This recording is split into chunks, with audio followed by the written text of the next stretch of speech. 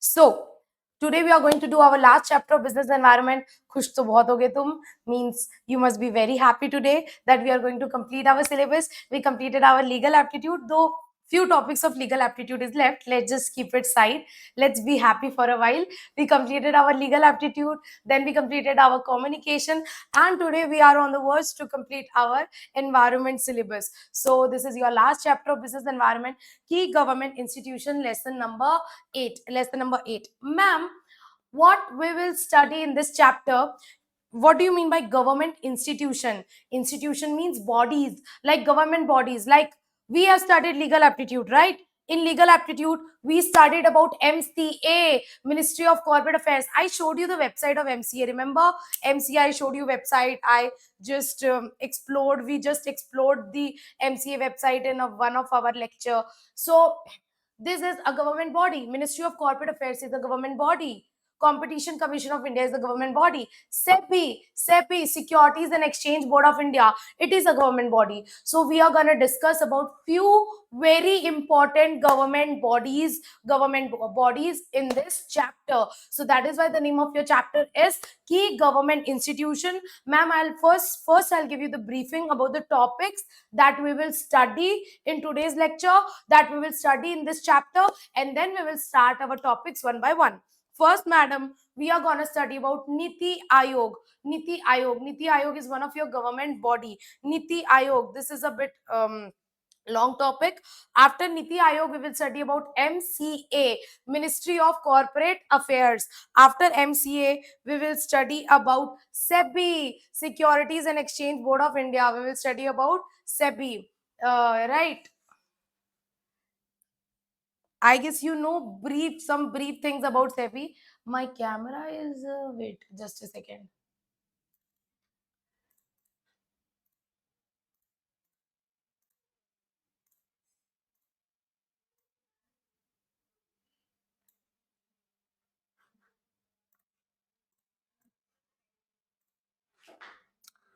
Yep, I guess now it's fine.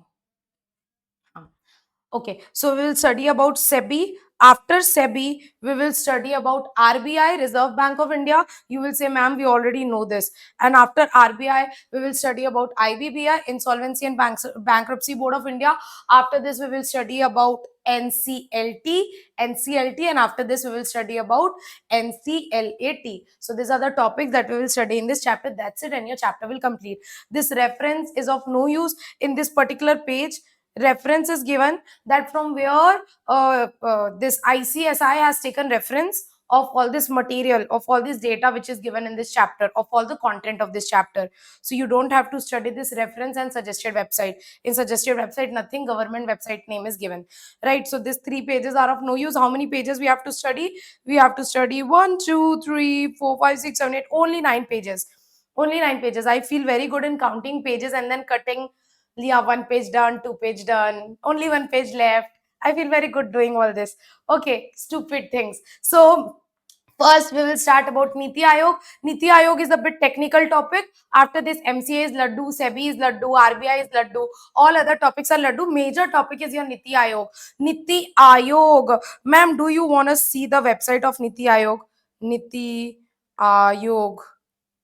Yes.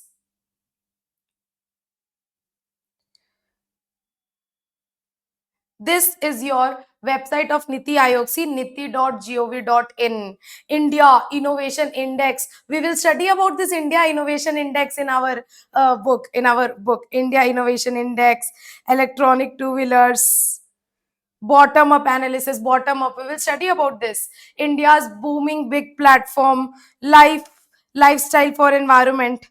Niti Aayog. Modi ji here. Modi ji is here, na? Modi ji is normally the president of our country, is the chairman of Niti Aayog. Niti Aayog. See here, Narendra Modi. You can see this interview. What's new? None of your business. Key initiatives taken by Niti Aayog. And press release. Yeah. So just yeah. So what is Niti Aayog? See, in order to explain you about Niti Aayog, I'm going to give you a very small introduction. Yes, before starting, I saw one comment, ma'am, we have studied half of this in current affairs.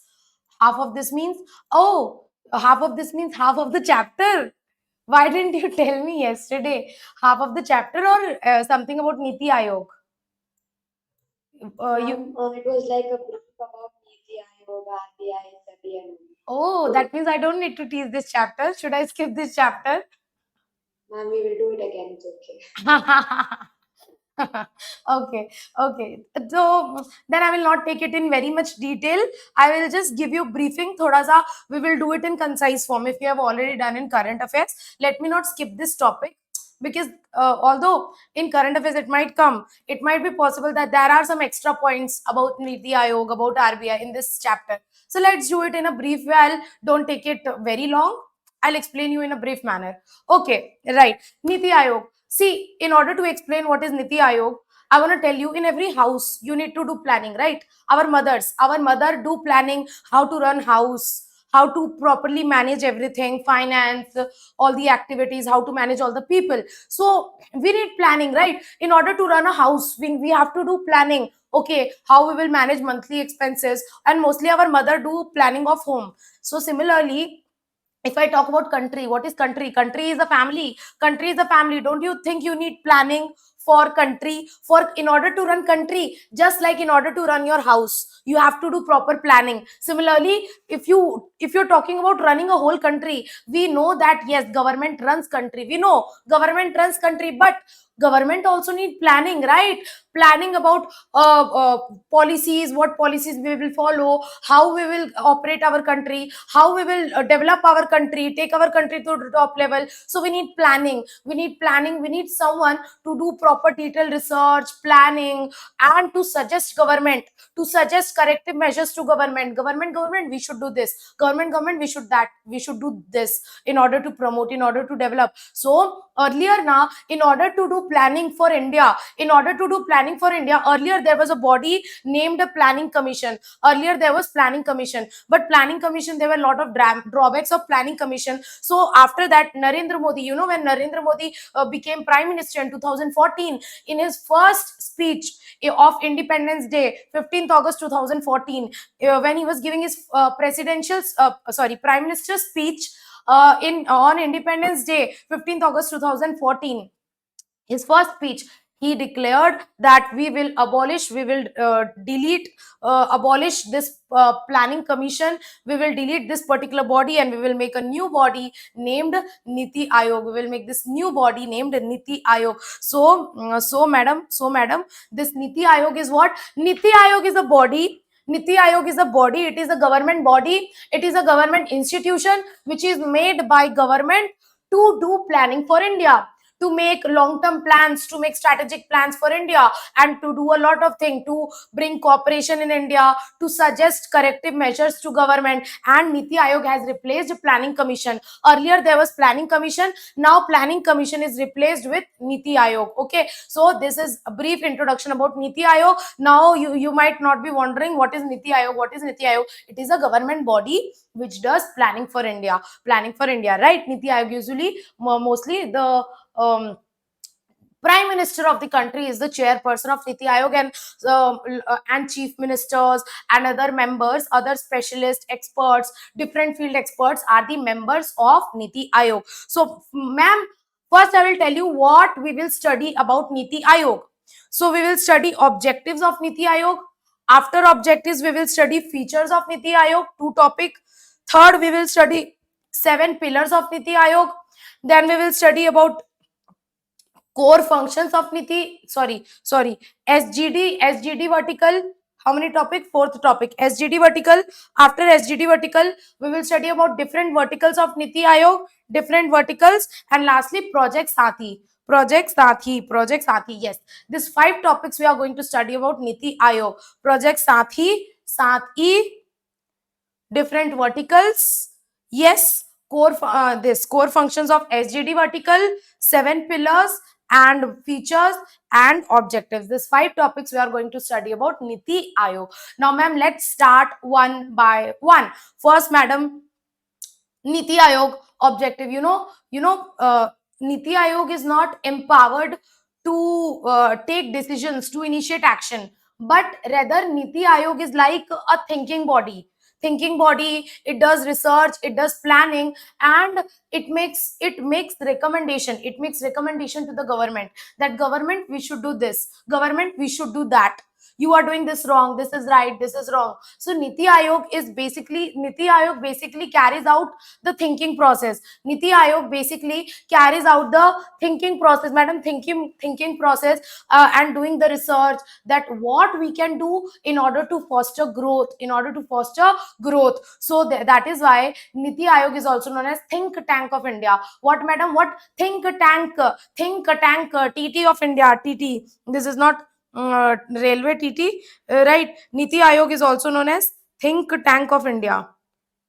Think tank of India, because it makes policy, and in order to make policy, we have to carry out research, we have to carry out thinking process, in order to make policies for India. So that is why Niti Aayog is known as think tank of India. It makes policies for India, it do planning for India, it do long term strategic planning for India, and in order to do long term planning, you have to do thinking. That is why Niti Aayog is known as think tank of India. Now, madam, we will study about lots of objectives about Niti Aayog. Objectives, ma'am, do we have to mug up all this? No, just read all this. These things will go inside your head, and anyways, if MCQ will come, you will get 4 options. By reading the 4 options, if you have understood what is Niti Aayog, what it does, you will be able to solve the MCQ. One more point, one more clarification. You don't have negative marking. You don't have negative marking in your exam, so don't leave any question. That will be foolishness. Even if you don't know answer, but you should know answer, you should do revision. Content is not too much. CSEET content is very less. So in this next 20 to 25 days, you should be able to complete your whole syllabus revision, right? And in your exam, there is no negative marking, so attempt all the question, don't leave any question. Acha, yesterday ICSI released a notification for notification of instruction. Please remind me at the end of this lecture. I will just give you a briefing about those instruction, what things you have to take care if for your examination. So I have downloaded that particular ICSI instruction. Here is the ICSI instruction. Here I have gone through it. This is the instruction manual issued by ICSI yesterday for CSET November 2022 examination. I'll just give you a brief in briefing about this instruction, that what ICSI is instructing you. Just remind me at the end of this lecture, okay? I'll just give you briefing, okay? So now coming back to Niti Aayog, madam, Niti Aayog. First, we will study about objectives of Niti Aayog. The first objective is Niti Aayog is to unfold a sheer vision of national development priorities. Ma'am, obviously, why are we doing planning for India? For the development of India. So we are making a vision. Vision means long term. What is your vision? I want to become CS in next 3 years. In next 3 years, I want to become a CS, 3 to 4 years. So what is this vision means where you want to reach. Your long term vision is your long term. So obviously planning is done for long term. Mostly, what is the main function of Niti Aayog? To do long term planning. Like here in this particular point, you will see, to design strategic and long term policy. Long term policy means we Niti Aayog do long term planning for India. So it makes strategic also means long term. To design strategic and long term policy, it is also known as think tank of India. Think tank. And madam, if we are making long term policy, then obviously we are making long term vision for the national development. For the national development means country development, right? So here we are making a vision for the national development. Next is fostering cooperative federalism. What do you mean by federalism? Remember in Constitution of India chapter, I have taught you whether our country is unitary or federal or unitary. Remember kya in Constitution of India chapter, in legal aptitude, we have studied that whether our country is unitary or federal. There I have taught you federal means where everything is not controlled centrally, rather there is a division of power between center and state. So you know what, the major activity, one of the major objective of Niti Aayog is to maintain a cooperation between the center and state. between center and state, not to only focus on the center, rather focus on states also, focus on local district also, very small village also, local area also, and to foster federalism. Federalism means cooperation between center and state. Cooperation to foster means boost. So to foster cooperative federalism means cooperation between center and state. Next is to make policies at village level also. Madam, you know, Niti Aayog is based on bottom up approach. Madam, what do you mean by bottom up approach? It is based on bottom up approach. You know, earlier before Niti Aayog, there was Planning Commission. Planning Commission was based on top-down approach. So top-down means Planning Commission used to focus centrally, used to focus only about the central government or the central India. Planning Commission did not used to focus about the ground level, about the village level, small state level, district level. No, but Niti Aayog is based on bottom-up approach. Madam, what do you mean by bottom-up? Bottom-up means we will focus on the village level. We will focus at the very small level.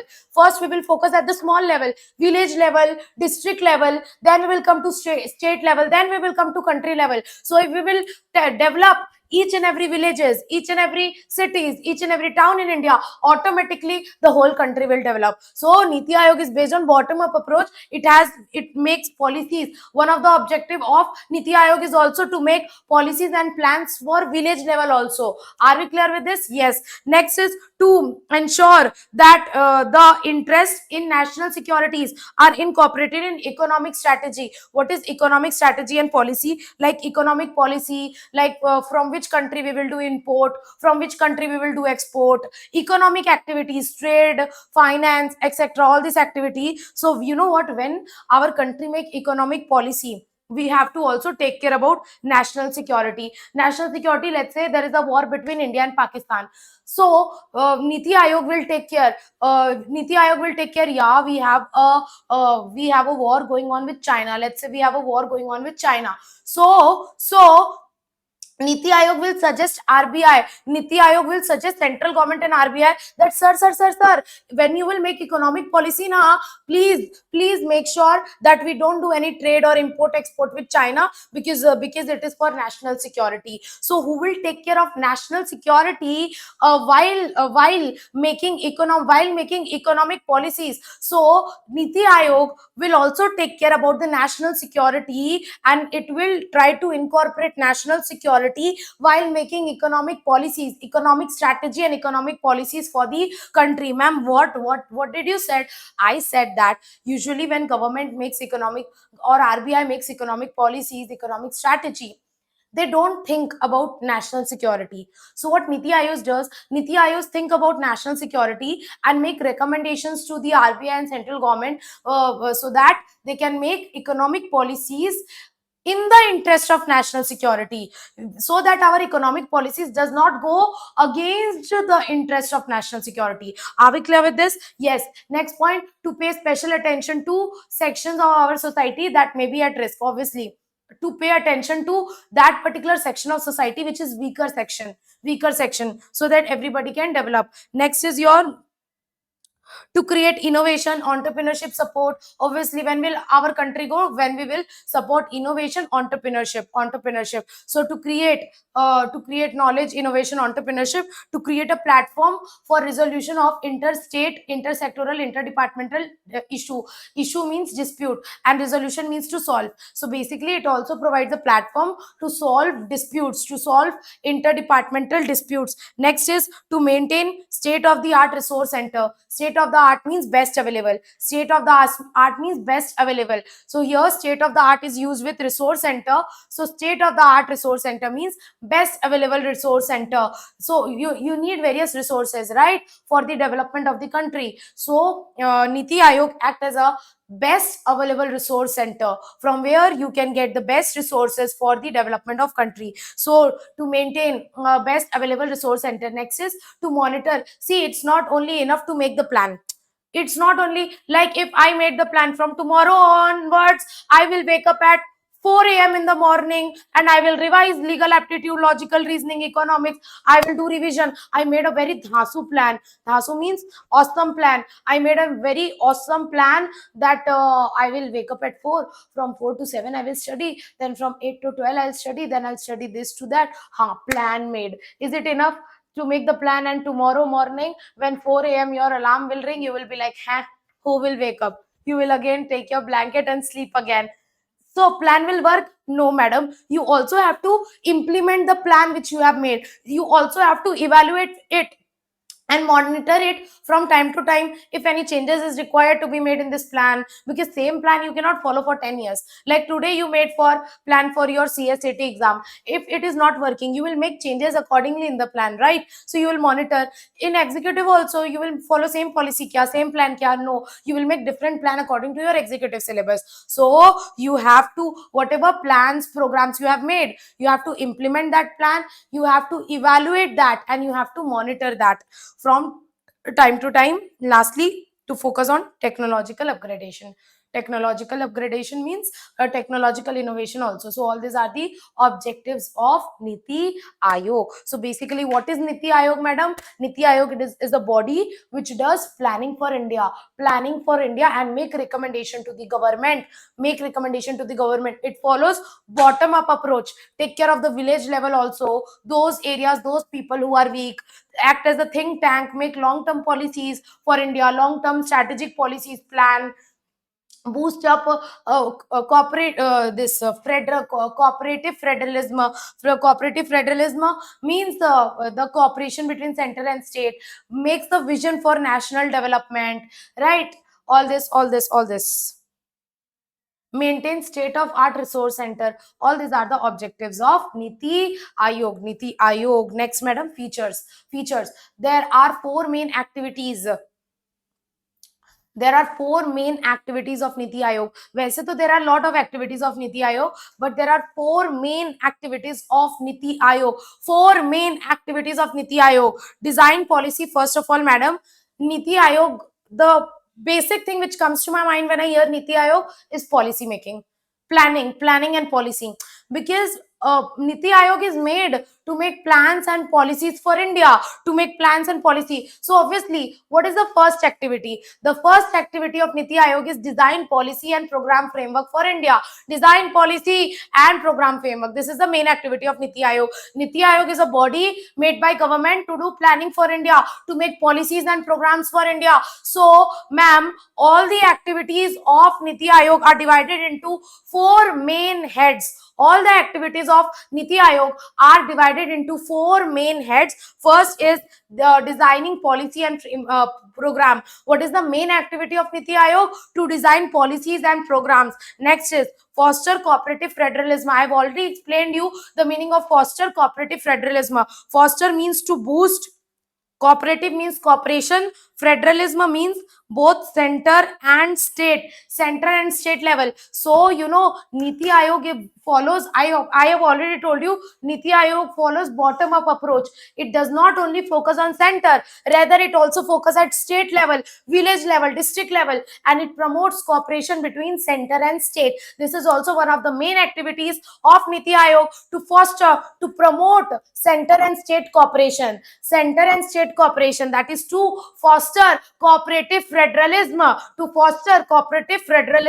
And is it enough to make just policy, madam? Is it enough to just design to make policy from tomorrow on I will wake up at 4 a.m.? Is it just enough to design the policy? No, we also have to monitor and evaluate it from time to time, whether it is working or not, whether I'm actually able to wake up at 4 or not. If I'll sleep at 3, how will I wake up at 4? So it's not actually working. So if that plan is not working, you will evaluate that plan, you will monitor that plan, and you will keep on changing. So also Niti Aayog has to do monitor and evaluation of the plan. Lastly, it acts as a think tank and knowledge and innovation hub. Niti Aayog is also responsible for bringing out innovation, technological upgradation, entrepreneurship in India, and for that Niti Aayog makes plans plans and policies, and in order to make plans and policies you have to do thinking process. That is why Niti Aayog is also known as think tank of India. You might get MCQ, which body is known as think tank of India? Which body is known as think tank of India? Niti Aayog is known as think tank of India because it promotes innovation, entrepreneurship, technological upgradation, etc. So these are the four main heads of all the activities of Niti Aayog. See, all the activities of Niti Aayog are divided into four categories. What are those categories? See, first and third you will remember together: designing policy and then monitoring and evaluating it. Then third, center state cooperation, and then last, innovation think tank. Madam, it's easy to remember. Four main heads of Niti Aayog activities: first, designing policy and program, and then monitoring and evaluating it. 2 points done. Yes, another 2 point. First is next is the fostering cooperative federalism, and lastly, innovation think tank, and knowledge innovation hub. It is also known as knowledge and innovation hub. Are we clear with this? Yes. Are we clear with this? This is important. Four activities, four main heads of Niti Aayog activity. This can come in MCQ. Ma'am, can you repeat third one again? Yes, third one, monitoring and evaluation. Monitoring and evaluation means, see, I made a policy, I made a plan that from tomorrow on I will wake up at 4 a.m. I will study 12 hours a day. I will do this. I will complete 2 chapters of each subject every day. So I am making this plan. I made this proper plan. Do you think it will work always? No, it might be possible that since I'm sleeping late, I'm not able to wake up at 4 a.m. So what I have to do, I have to monitor my plan. Monitor means just check whether it is properly implemented or not, and I will evaluate this plan whether this plan is working or not. So I have to do it time to time, because if this plan is not working, then I have to revise my plan. Now let's say I'm not able to wake up at 4 a.m. because I sleep at 2 a.m. So what I'll do, I'll just make that, okay, I'll wake up at 7 a.m. and then I will revise my policy accordingly. So what you have to do, whatever, see, if today Niti Aayog made policy for 2022, 2022. Now let's say Niti Aayog made policy in 2019. Do you think that today we are standing in 2022, that policy of 2019 will still be good, for 2022? No, madam, in 2019 that was a pre-COVID scenario. Now after COVID the world has changed. So don't you think we have to change policy according to the change in environment, according to the change in other things, change in government, change in economic scenario? So what you have to do, you have to monitor, check your policy time to time. You have to evaluate whether any changes is required to be made in your policy and programs or not. That is monitoring and evaluation. Yes, Disha, doubt clear? Yes, okay, great. So this was your third point. So madam, are we clear with the four heads? All the activities of Niti Aayog is divided into four heads. Yes, repeat along with me. First head, designing policies and program. Second, evaluation and monitoring and evaluation. Third, foster what? Cooperative federalism. Lastly, what? Think tank, knowledge and innovation hub. Yes, everybody has to repeat. Even if your family members get irritated by your voice, then also shout. I also shout. My family, all my family is studying along with me. Okay, they hear my voice when I'm teaching from home, and my mother says, he was giving this example, he was giving that example. Okay, so yeah, so what are the four heads of Niti Aayog activity? First one, madam, first one, what? Design policy and program. After that, evaluate and monitor. After that, foster cooperative federalism. Innovation lastly think tank, knowledge and innovation hub. I hope you have understood and as well as memorized in the class itself. You are able to memorize these 4 points in the class itself, and you have understood this also. Now I am moving forward. Madam, 7 pillars of Niti Aayog. 7 pillars. Pillars means what is pillar? What is pillar at your home? Your home is standing, your building is standing because of the pillars, right? So 7 pillars of Niti Aayog means 7 things on which Niti Aayog is based. Niti Aayog is based. That is PPE, ET, PPE, PPP, EE, Public-private partnership. This is just memory technique to remember. PPE, PPP, EE, IT. PPE, IT. If you can make any other shortcut, you are open to make it. Just to remember, yes, P stands for pro people. Just like na phone, pro max. Okay, pro people, pro activity, participation. You don't have to study this in detail. You just have to study name. You just have to study the name of the 7 pillars. You don't have to study details.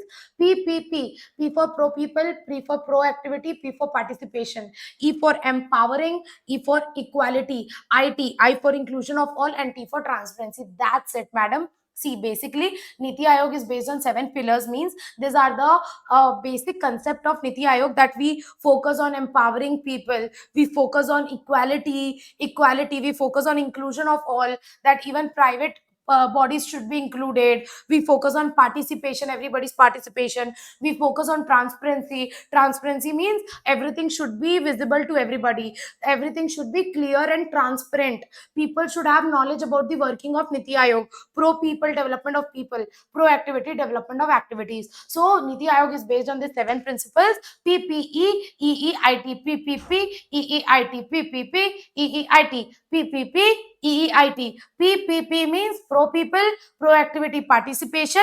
EE, empowerment, equality. IT, inclusion of all, and transparency. With this shortcut, you would be able to remember. That's it. Don't have to go in very detail. Just you have to study the name of the 7 pillars of Niti Aayog. This can be asked in MCQ. PPP, EEIT, pro people, pro activity, participation, empowering, equality, inclusion of all, and transparency. Now the next topic, Sgd vertical.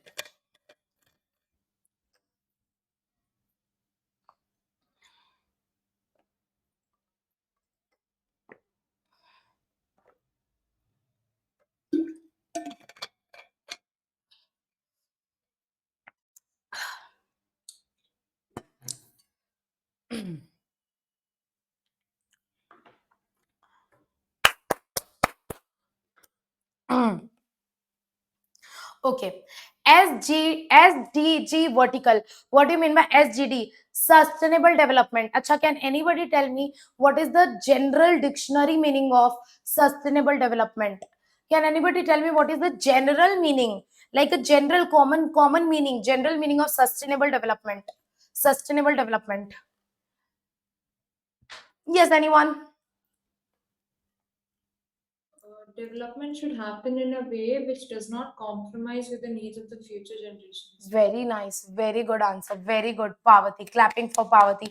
What is sustainable development? Sustainable development means we are doing some activity for today without hampering future generation. Like we say now, don't waste petrol. If people will waste petrol today like this, no petrol will be left for future generation, and they have to just ride bicycles, right? That is not sustainable development. Sustainable development means using resources in such a way that it will not only promote today's development, but it will also promote future's development. That is known as sustainable development. And before doing sustainable development vertical, I want to tell you to come here in the page number 575. Please come to the page number 575. Here you can see a topic, verticals of Niti provide the requisite coordination and support framework for Niti to carry out its mandate. So different, what is the topic name? I'll explain you what do you mean by this topic. Different verticals of Niti provide the requisite coordination and support framework for Niti to carry out its mandate. Mandate means whatever you promise that, yeah, we will do this, we will do that. So what are the major areas which is taken care by Niti Aayog? Niti Aayog deals with lot of areas. Niti Aayog deals with lot of areas. Like Niti Aayog work for promotion of agriculture, for data management, e-mobility, energy, education, finance, research, health, industry, infrastructure, urbanization, MSME, natural resources development, project appraisal, PPP, public private partnership, rural development. I told you na, Niti Aayog focus on rural development as well, like village.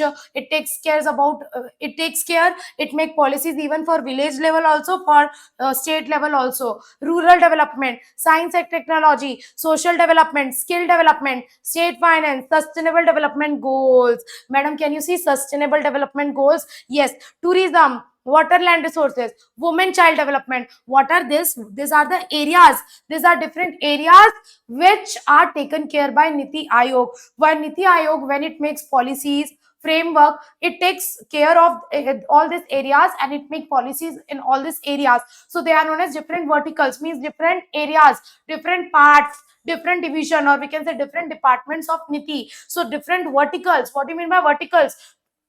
Different parts of Niti. Niti is divided. Let's say there is a Niti department for agriculture, there is a Niti department for energy, there is a Niti department for education, for economics. So basically Niti Aayog focus on all these areas, all these area. So we have made different parts, like different divisions. They are known as different verticals. They are known as different verticals of Niti. Vertical means basically parts of Niti or different departments of Niti. Like there is different department of Niti for agriculture, for data management, for energy, for administration, etc. So what are the different verticals of Niti? They are all this list of verticals is given below. So the different verticals of Niti provide coordination and framework for Niti to carry out its mandate. So Niti, different departments, different division of Niti is made for carrying out all these activities. They are known as Niti vertical. So there are lots and lots of Niti vertical.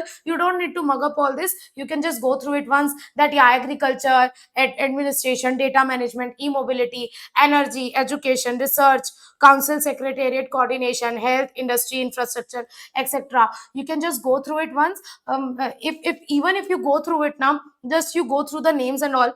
If MCQ is asked which of this is the verticals of Niti or which of this is not the verticals of Niti, you would be able to choose the right answer. So you can just go through it so that the name is in your head. Yeah, PPP, rural development, science, all this are a part of Niti Aayog verticals. Niti Aayog verticals means simply Niti Aayog departments of different areas, like of agriculture, data management, etc.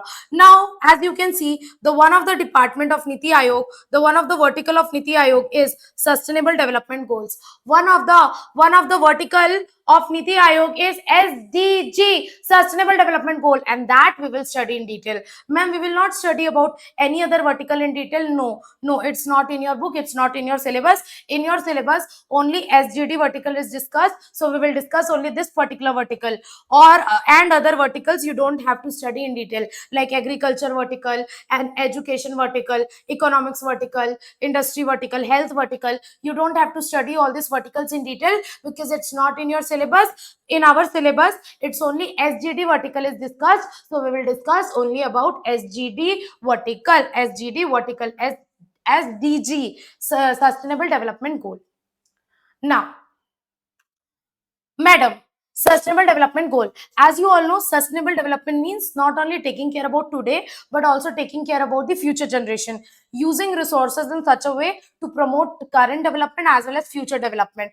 So Niti Aayog has taken various steps for sustainable development of our country. Niti Aayog has taken various steps for the sustainable development of our country, and a proper department, a proper division is made, which is known as SDG vertical, sustainable development goal vertical. So what is this? This is basically a department of Niti Aayog which take cares of sustainable development. So what is sustainable development vertical? It is basically a agency, it is basically nodal agency of Niti Aayog which deals with sustainable development, which coordinates, which works for sustainable development of the country. So first thing is, what is SGD vertical? What is SDG vertical? SDG vertical in collaboration with Union Minister and State and UT Ministers. Obviously, See, Niti Aayog works in collaboration with government, central government and state government. Central government, in central government, union ministers come. In state government, states and UT ministers come, right? So this SGD vertical is basically a department of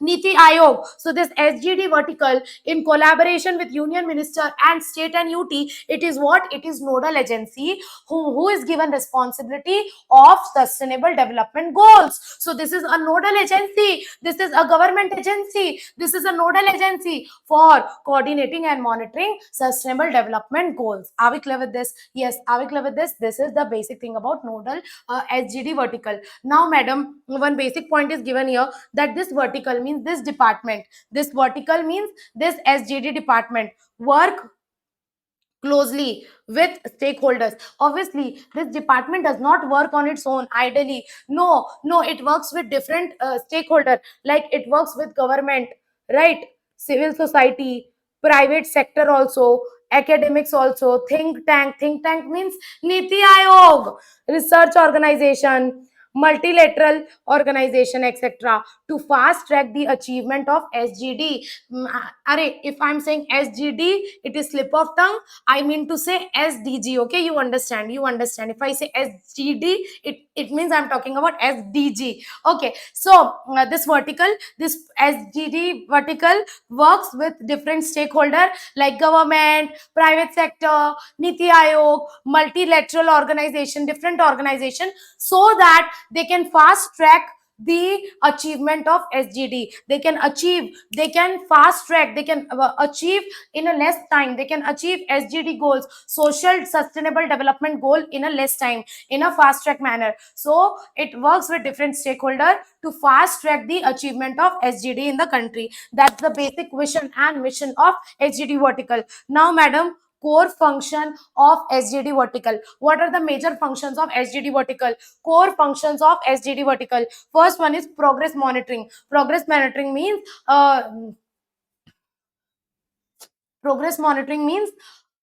Niti Aayog SGD vertical makes various SGD framework for sustainable development. Obviously they make various policies for sustainable development of the country, and don't you think they have to review whether this framework is actually working or not, whether we are able to achieve sustainable development or not?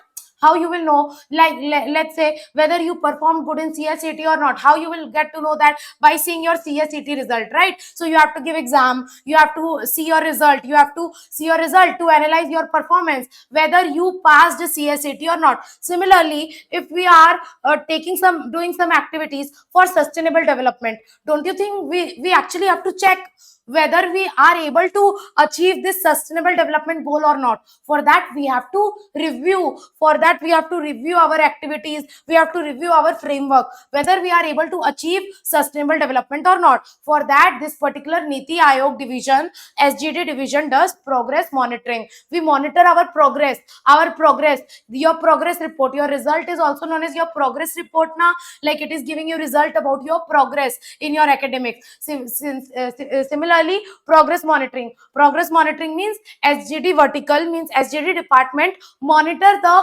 progress, how did we achieve social sustainable development goals or not. So here one point is given, progress monitoring means monitoring progress. Progress monitoring means monitoring progress. Are ruko, the whole sentence is left.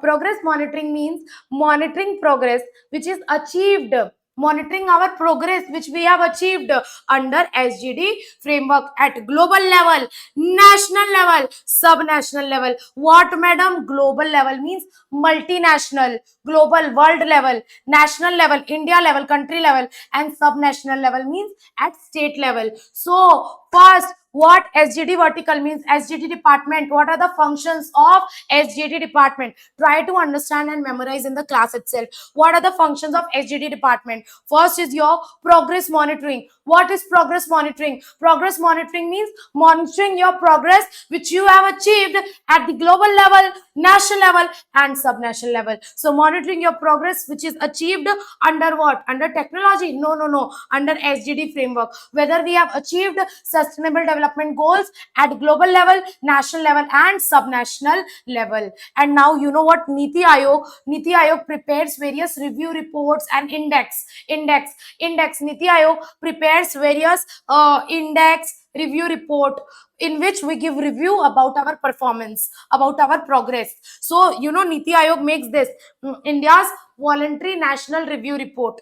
This is basically a report, India's Voluntary National Review, VNR. And this review, this presentation is this review is presented at a high level political forum, HLPF. You know, this is the UN platform. This is one of the platform of United Nations. So in this particular UN platform, United Nation, which platform? The HLPF, high level political forum. HLPF is a platform of sustainable development at United Nations. In United Nations, there is a platform for sustainable development. That platform is known as HLPF, high level political forum. And our Niti Aayog, our India's Niti Aayog prepares a report on SGD progress. On SGD progress, that report name is India's Voluntary National Review Report, and this review is presented in a UN platform, United Nation platform, which is known as High Level Political Forum. Are we clear with this? Yes. So this report is made by Niti Aayog. This report is made by Niti Aayog to monitor the progress made by our country in sustainable development. Right. One more index is made. SGD index, SGD India index. This is prepared to monitor the progress at national and subnational level.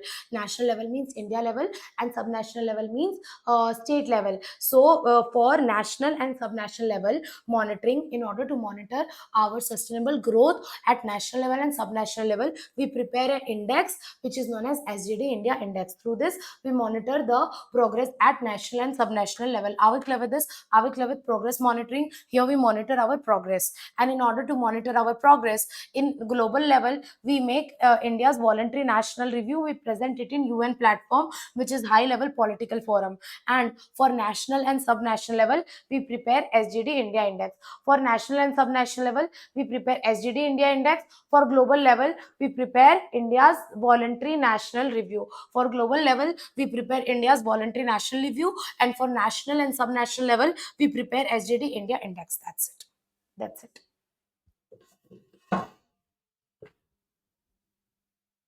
Yes. Any doubt? Are we understanding? Yes. Are we liking this chapter? Say yes, don't say no. Okay. Are we understanding?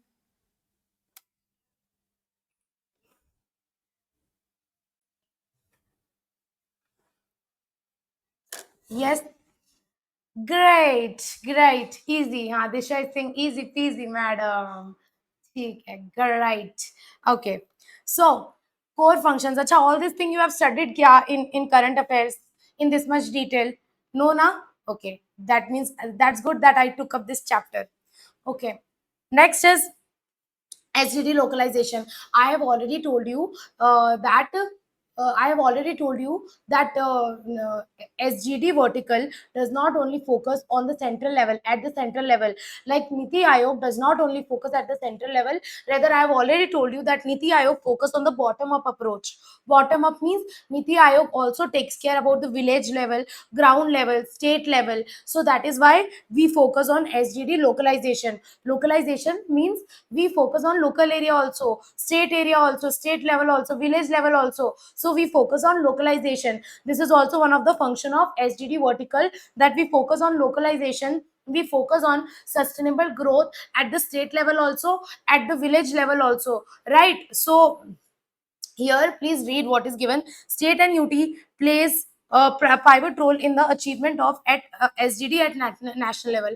If one very important point is given here, that if you want to achieve SGD at national level, if you want to achieve SGD at national level, you have to take care about the SGD at state level and UT level. So here vertical means department, this SGD department. This SGD vertical works closely with state and UT governments and support them in range of initiative for SGD localization, means taking care about the development at state level, district level, local level, SGD localization, including state and district indicator framework. We have to take care about SGD sustainable development at state and district level, then only we will be able to achieve SGD at central level, right? Review mechanism, capacity building. Yes, are we understanding?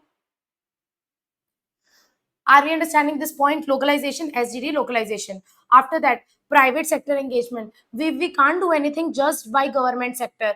We have to take private participation also. We have to include private sector also. We have to take commitment from private sector also. So if there will be public private partnership, we would be able to achieve sustainable development in a better way. Only government can't do anything alone. Only government can't do anything alone. So that is why they have to take private partnership also. So it requires commitment and action from private sector. We require commitment from private sector. So one of the main function of SGD vertical is to engage private sector also, to take private sector engagement. Next is SGD costing and financing. Costing means how much money you will need, how much money you will need. Financing means from where you will bring that money. Costing means you will analyze how much money you need for implementing SGD projects and doing SGD activities. Costing means analyzing how much money you will need. Financing means from where you will bring that money. From where you will bring that money. Costing means analyzing how much money you will need. Financing means analyzing financing means from where you will finance that money, from where you will actually bring that money to implement the SGD activities, to implement SGD activities. So that is SGD costing and financing. Here what does SGD vertical does? SGD vertical means SGD department. What SGD department does? SGD department estimate the cost to achieve SGD. SGD nahi, SDG. Estimate the cost, how much cost we will need, how much money we will need to achieve SGD in order to implement SGD projects, and developing and implementing the tool to attract SGD related finance and investment, and developing various tools and instruments through which we can bring finance, through which we can attract finance, money. That is SGD costing and financing. Lastly, multi-dimensional poverty measurement and reduction. See, poverty, there is not only one cause of poverty. There are number of causes for poverty, like illiteracy, unemployment. Some people are illiterate, that's why they are poor. Some people are literate but they are unemployed, that's why they are poor. So there are a number of reasons for poverty. So we will take care of all those reasons, all those dimension of poverty measurement and reduction to reduce poverty. That is multidimensional poverty measurement and reduction. See, SGD framework specifically target ending poverty in all forms, like ending poverty in all forms, thereby raising stake on accelerating multidimensional poverty reduction. The vertical steers the development of India's national multi-development poverty index, MPI, multi-dimensional poverty index, and the reform action plan to reduce multidisciplinary poverty. See, in order to check poverty in India, government makes index. Basically, SGD vertical makes an index which is known as poverty index, multi-dimensional poverty index. What do you mean by multi-dimensional? Multi-dimensional means poverty is not one dimensional. Poverty is multi-dimensional, means there are number of factors which affect poverty. Like there is not only one factor which affects poverty, there are number of factors which affect poverty, and we will take care about all those factors. That is why we have to take multidisciplinary action in order to end poverty in all forms, and that is taken care by SGD vertical.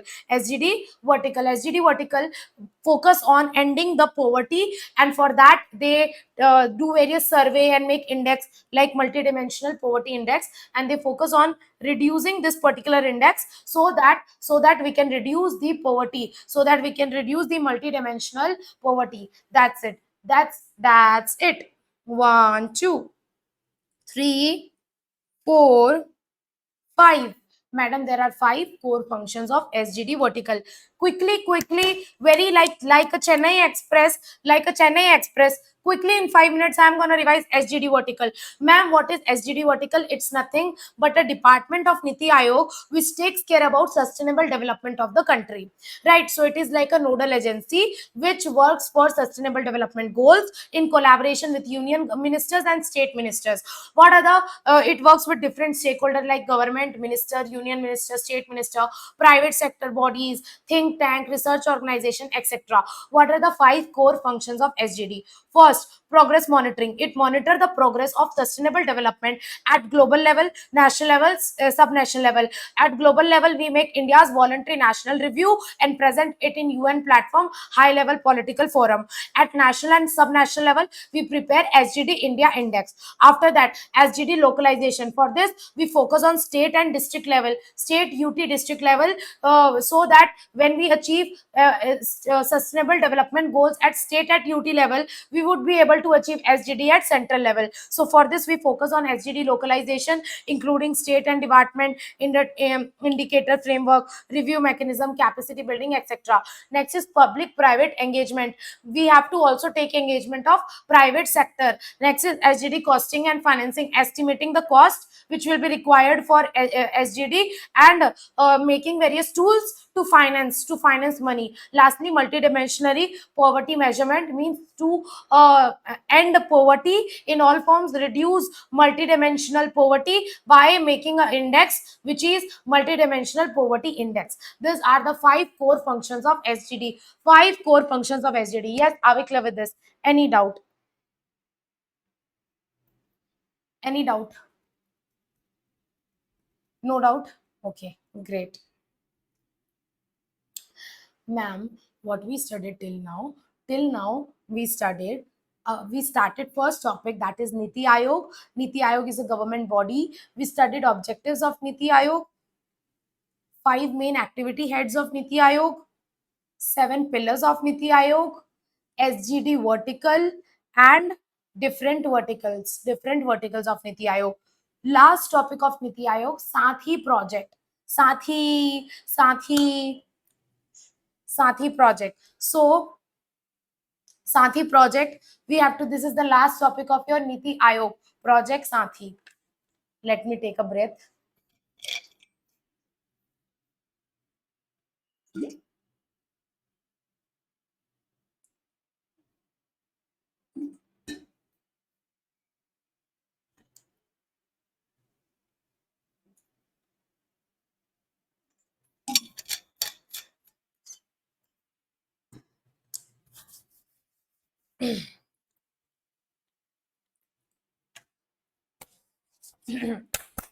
Okay, Project Sathi. What is Project Sathi? Sathi is the initial. Sathi stands for Sustainable Action for Transforming Human Capital Education. How you can develop humans in India, how you can develop people of India, how you can develop people. What is the major thing which develops a human being? That is their education. That is their education. So the name of this project is Sath E. What is Sathi? Sath stands for Sustainable Action for Transforming Human Capital. How you can transform your human capital? Human capital means people of India, youths of India, people of India. We youths of India, people of India, we are the human capital of India.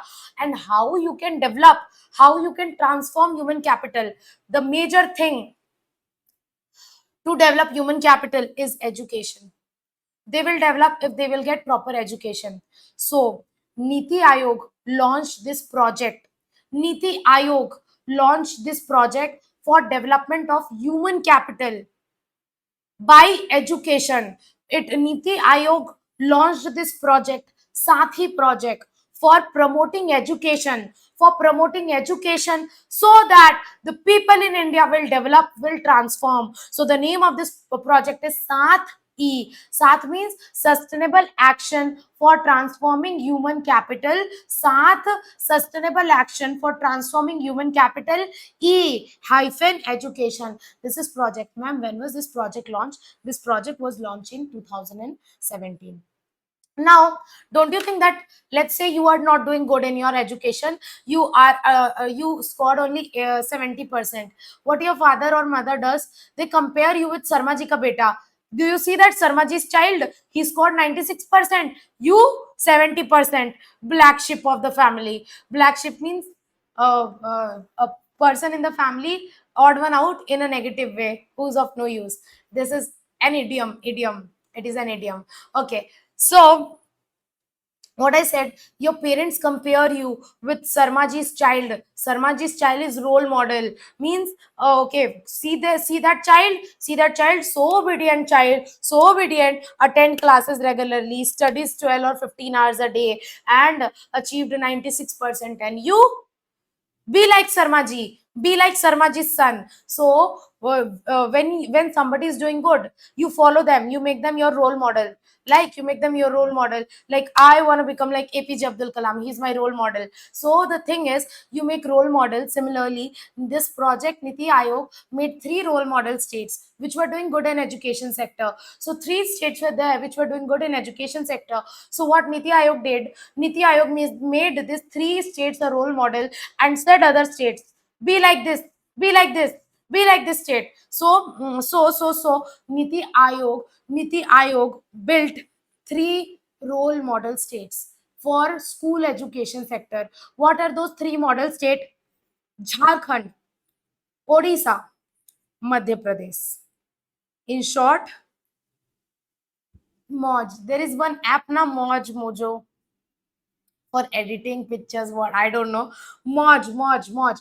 M for Madhya Pradesh, O for Odisha, J for Jharkhand. So what government did, what Niti Aayog did, Niti Aayog launched a project which is known as SAT-E project, Sustainable Action for Transforming Human Capital Education. This project was launched in 2017 to promote education in India. And in order to promote education, we made 3 role model states. Moj, Madhya Pradesh, Odisha, Jharkhand. Moj. I'm telling you, read with this shortcut, otherwise you will forget. You will forget. If you will remember this shortcut, Moj, you will not forget. Madhya Pradesh, Odisha, Jharkhand.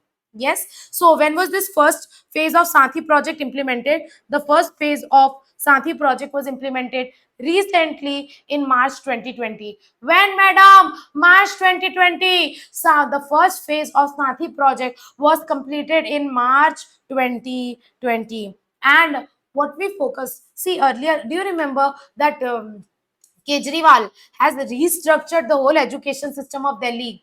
See, YouTube schools, government schools in Delhi are even so good that everything is there. They are the infrastructure, the education facilities, the program, academics, extracurricular. You just see a YouTube video. Kejriwal has transformed the education system of Delhi. He has transformed the schools structure, education structure of school structure of Delhi. All the government schools of Delhi has become top class, top class. All, even all the now rich peoples are getting admission of their student in government schools of Delhi. So that government schools of Delhi have even outperformed the private schools, right? So here what I want to say this, in how he brought a change in the schools of Delhi. You know, teachers, he improved quality of teachers, he improved accountability, monitoring system, it enabled system in every school. Nowadays there are projectors and electronic education facilities, it systems. Training of teachers is very important. Earlier, even government school teachers, they themselves don't know how to teach. They themselves don't know how to teach, and they are teaching wrong thing. I like, it's like very bad. If you don't know, just if you don't know, don't become a teacher. So here in government school, what was the major problem? Anybody was becoming a government school teacher. Like, there was no qualification, no education of a government school teacher. Anyone, they themselves were not qualified.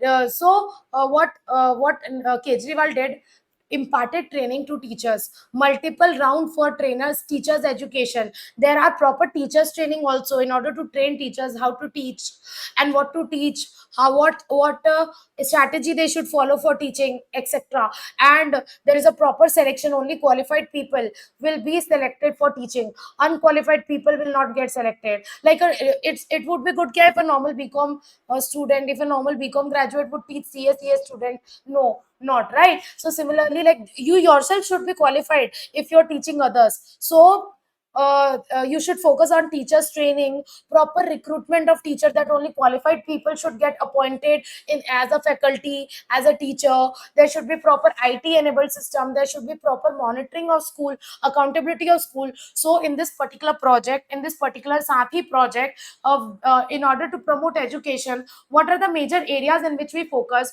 There are significant areas in which we focus, like teachers training, like recruitments, teachers recruitment, assessment of teachers, time to time assessment of teachers also, whether they are performing good or not. Teachers should also upgrade their skill. It's not like you have become teacher, it's fine. No, you yourself should continuously assess your performance also, your skills also. Schools consolidation, IT enabled monitoring of school, coaching of academic coordinators, etc. Government reforms, etc. So all these things were taken care in this particular Sathi project. So in this particular Sathi project, we take care about all these things. We take care about all these things. And the first phase of Sathi project was implemented in March 2020. March 2020. Are we clear with this? Yes. And you know what? In this particular first phase of Niti Aayog Sathi project, we have achieved a lot of things. So what are the few achievements of Sathi project? Few achievements of Sathi project.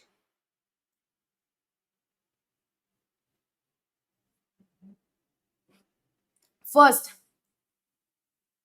we launched a program called Learning Enhancement Program for remedial teaching with workbook support for approximately 2.3 crores of students. Madam, 2.3 crores of students got benefited from this program. So under this project, Sathi project, we launched a learning enhancement program. Through this program, we benefited approx 2.3 crores of students. You know, apart from this, we also launched various programs in different states. Like in Madhya Pradesh, we launched a Dakshata Unayan Learning Enhancement Program. In Madhya Pradesh, we launched Dakshata Unayan Learning Enhancement Program, and under this program, 30% of the total student moved from lower level education to higher level education. Means their level of literacy have grown from lower level to higher level. In Madhya Pradesh, we launched a program known as Dakshata Unayan Learning Enhancement Program. Through this program, 30% student got benefited.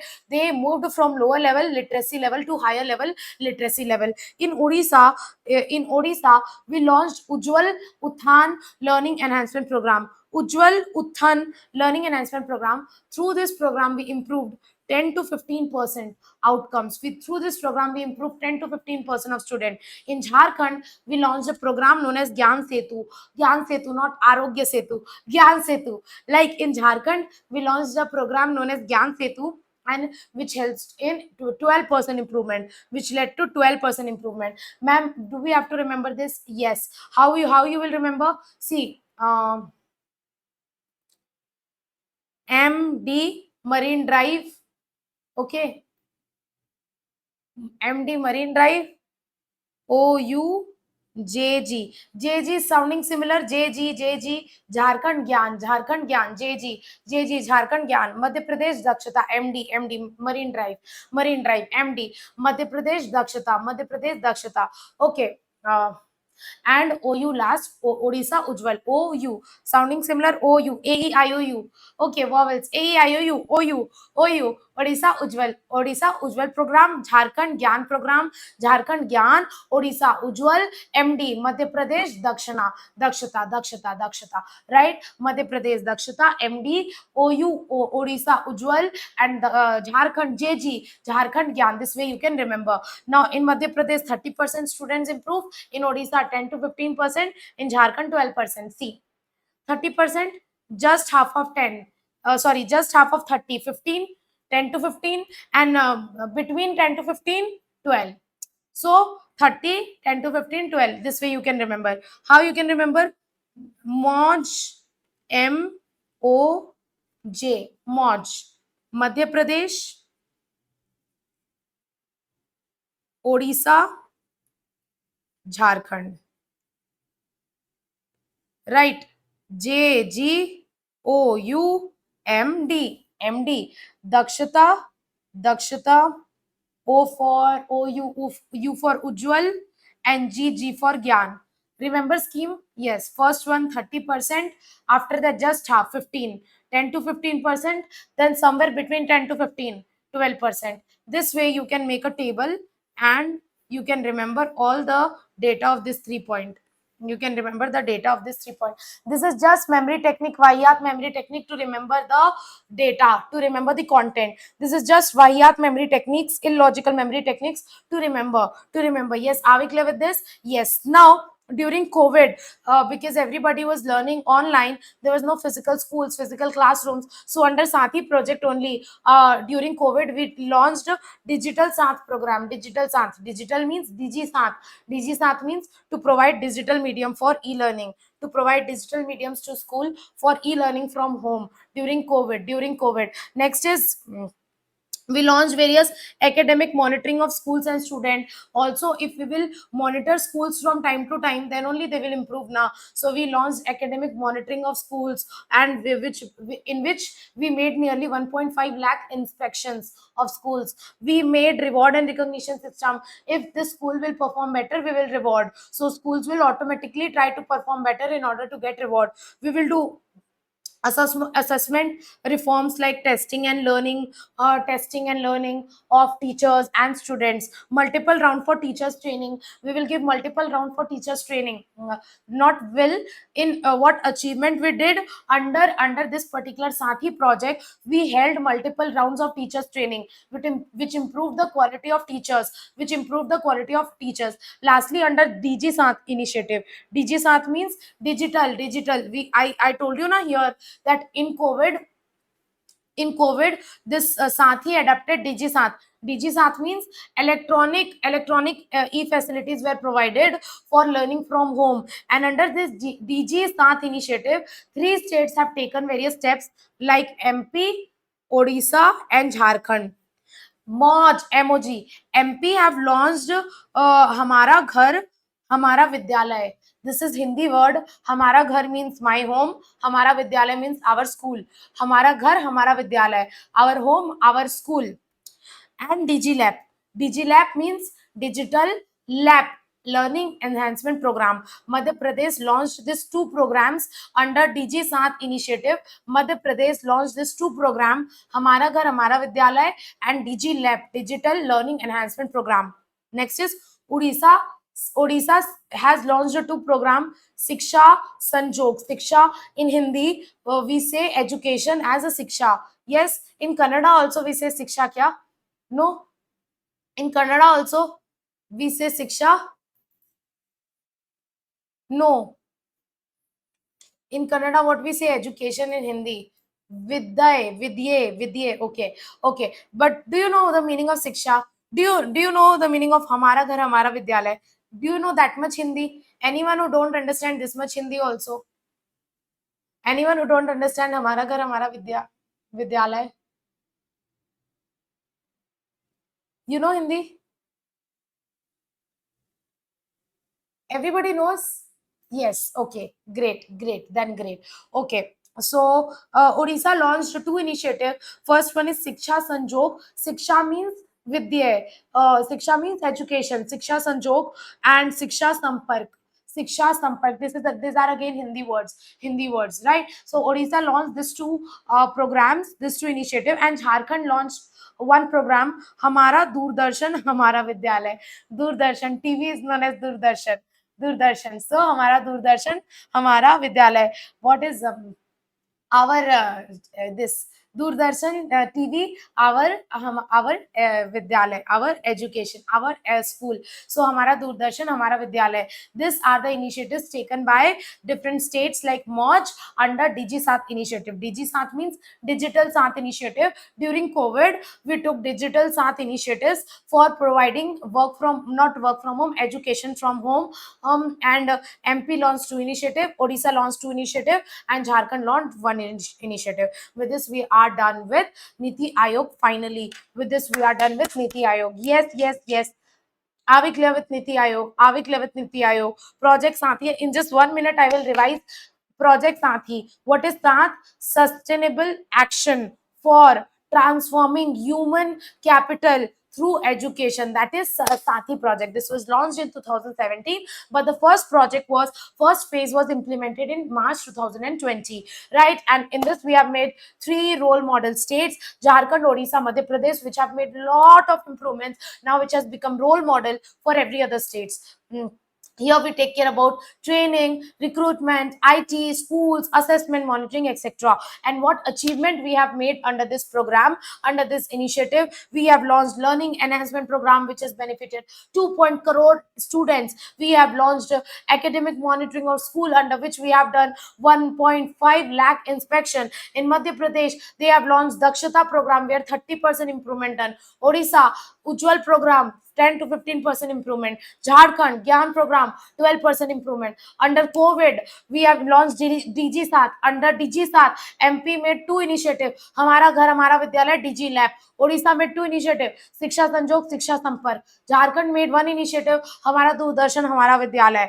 We held various rewards and recognition program, assessment reform, multiple round for teachers training. All these are the achievements done under Sathi program, Sathi project, under Sathi project. With this, we are done with MCA, Niti Aayog. With this, we are done with Niti Aayog. 1, 2, 3, 4. We are done with 4 pages.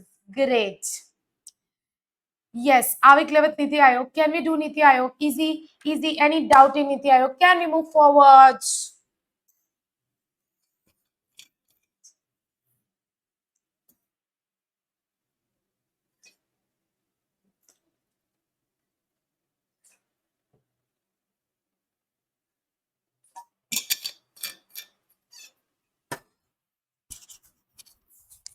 Just a minute.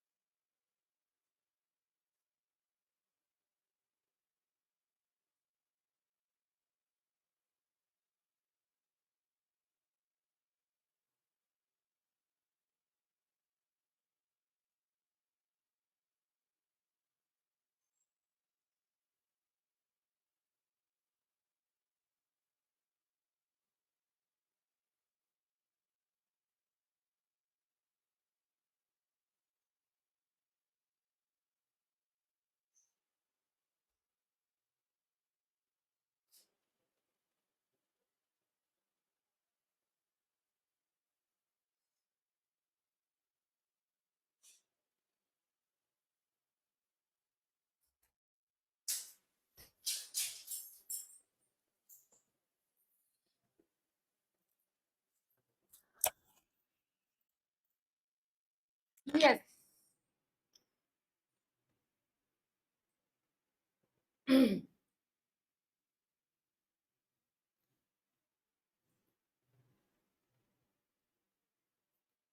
So the next topic is Ministry of Corporate Affairs, MCA, Ministry of Corporate Affairs. I guess we will have our class for next 45 minutes approx. I will leave you before 9:15 or 9:20. I'll leave you before that. So we are left with only 4 topics. Ministry of Corporate Affairs, Sebi, RBI, after RBI, IBBR, NCLT, NCLT. right? So these are the small topics, not very much, though we don't have to study in very much detail about MCA. Now we will start about MCA. You basically know what do you mean by MCA, right? What is MCA? What is MCA? Ministry of Corporate Affairs. Just like Ministry of Finance is responsible for all the finance activities in India. Ministry of Defense is responsible for all the defense activities in India. Ministry of Women, like MSME, is responsible for all the MSME development of MSME, working of MSME in India. So there are different ministries. So if I talk about Ministry of Corporate Affairs, it is one of the ministry of our executive area of administrative area of our central government. Ministry of Corporate Affairs, it is responsible for corporate activity, corporate affairs. Corporate means body corporate, body corporate, for all the workings of companies, LLPs, foreign companies, for the working of corporate bodies. So which ministry take care about the working of corporate sector, companies, LLPs, corporate sector? Which ministry take care about the working of corporate sector? Our MCA. This MCA is going to be a bread and butter. MCA is the bread and butter for company law. This working with MCA. When you will become CS, you have to ensure a lot of compliances. You have to deal with MCA on regular basis. You have to submit various documents. You have to submit various documents, files, returns to Ministry of Corporate Affairs. You have to do interaction with MCA, Ministry of Corporate Affairs. So Ministry of Corporate Affairs is something which a CS is expert in dealing with, and we work in MCA portal. Like when I used to work in my office, in my one tab, MCA website, it was continuously open. Like it was spontaneously open their MCA website, www.mca.gov.in. I have also showed you the MCA website. So Ministry of Corporate Affairs is a government ministry which is responsible for the functioning of the corporate sector in India, which is responsible for the working of companies, LLPs, body corporates in India, which is responsible for functioning and regulating corporate sector in India. Now, madam, how does corporate sector work? See, do you remember one basic thing? Let me take a blank page. Do you remember your chapter known as COI, Constitution of India? In that chapter, I taught you, I remember, I have taught you, there are three public bodies, main public authorities in India: legislative, executive, and judiciary.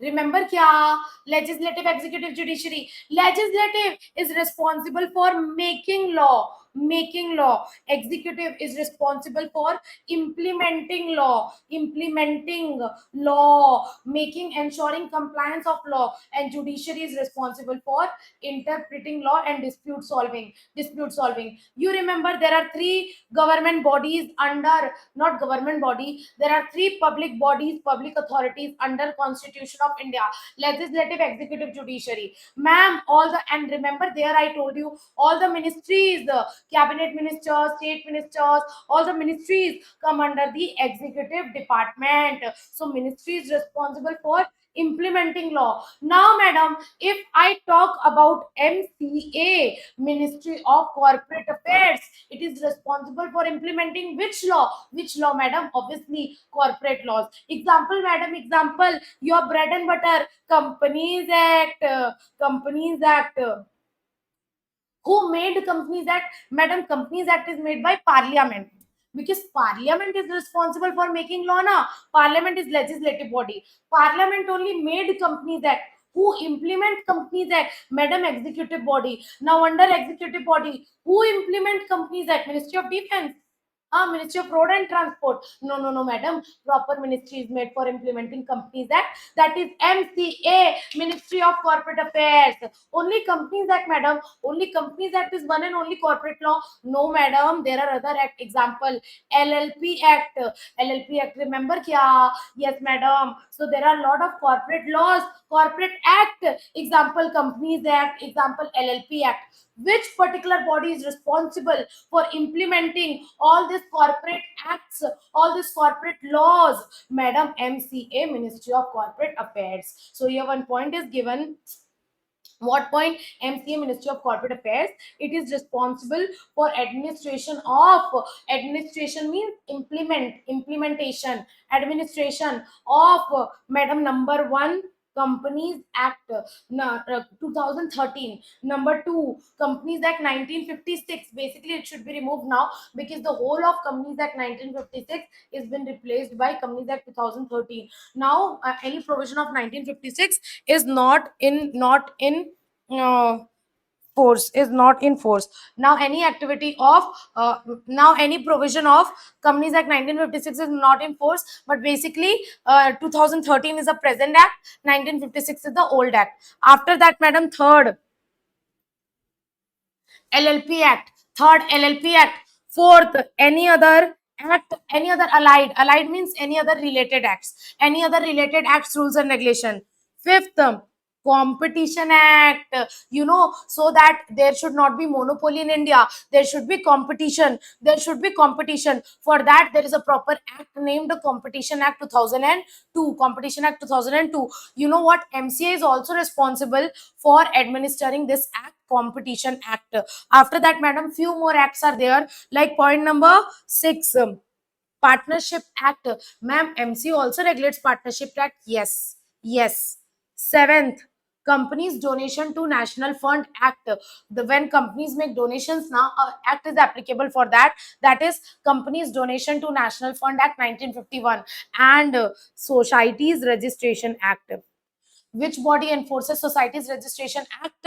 MCA. You know what, you can make short notes also for this, but if you do this marking like this and you do numbering like this, you would not need short note. If you want, it is optional, you can make, I can guide you how you can make short note for this. You can give a heading MCA, then you can write acts, following acts administered by MCA. Then you can give pointers: 1, Companies Act 2013; 2, Companies Act 1956; 3, LLP Act; 4, any other allied act and rules; 5, Competition Act; 6, Partnership Act; 7, Companies Donation; 8, Societies Registration Act. Either you can do numbering like this in your book itself, like I have done. Either you can just take a screenshot of this, or you can do numbering like this in your book. And if you want to make short note in your copy, I don't think so you have made a copy for environment, but yeah, if you want to make short note, you can write it in copy itself. If you are able to understand like this, you can do numbering in book itself. MCA is responsible for administering which acts? Number 1, Companies Act 2013; number 2, Companies Act 1956; the number 3, LLP Act, LLP, Limited Liability Partnership Act; number 4, any other act, allied means related, any other related act, rules and regulation; number 5, Competition Act 2022; number 6, Partnership Act 1932; number 7, Companies Donation to National Fund Act 1951; and number 8, Societies Registration Act 1980. All these 8 act, ma'am, we have to remember. Yes, this can be asked in MCQ, that MCA is responsible for implementing which all act. MCA is responsible for implementing which act? Option number 1, Companies Act. Option number 2, LLP Act. Option number 3, Partnership Act. Option number 4, all of the above. What will be your answer? Answer will be all of the above. Are we clear with this? Yes. Mainly, MCA is responsible for functioning of corporate sector, companies and all, corporate bodies, body corporate, companies, LLP. It is responsible for functioning of corporate sector in India. And you know what, madam? You know what? You know, our ICSI, we have studied a proper chapter named CS legislation. CS legislation means CS law. Ma'am, is there any law which governs CS? Yes, there is a proper CS Act 1980. There is a proper CS Act. You know what? This act is made by Parliament, and under this act, a body is made to regulate the whole CS force. That body name is ICSI, Institute of Company Secretaries of India. Who controls ICSI? You know, ICSI is the child of MCA. ICSI is the child of MCA. Ma'am, what do you mean by ICSI is the child of MCA? By this, I mean that ICSI works under MCA. MCA regulates ICSI. MCA can give order to ICSI, do this, do that, don't do this, don't do that. So ICSI have to work as per the direction and instruction of MCA. MCA is like a mother. MCA is the mother of ICSI. ICSI is like a child of MCA. So ICSI works under the supervision of MCA.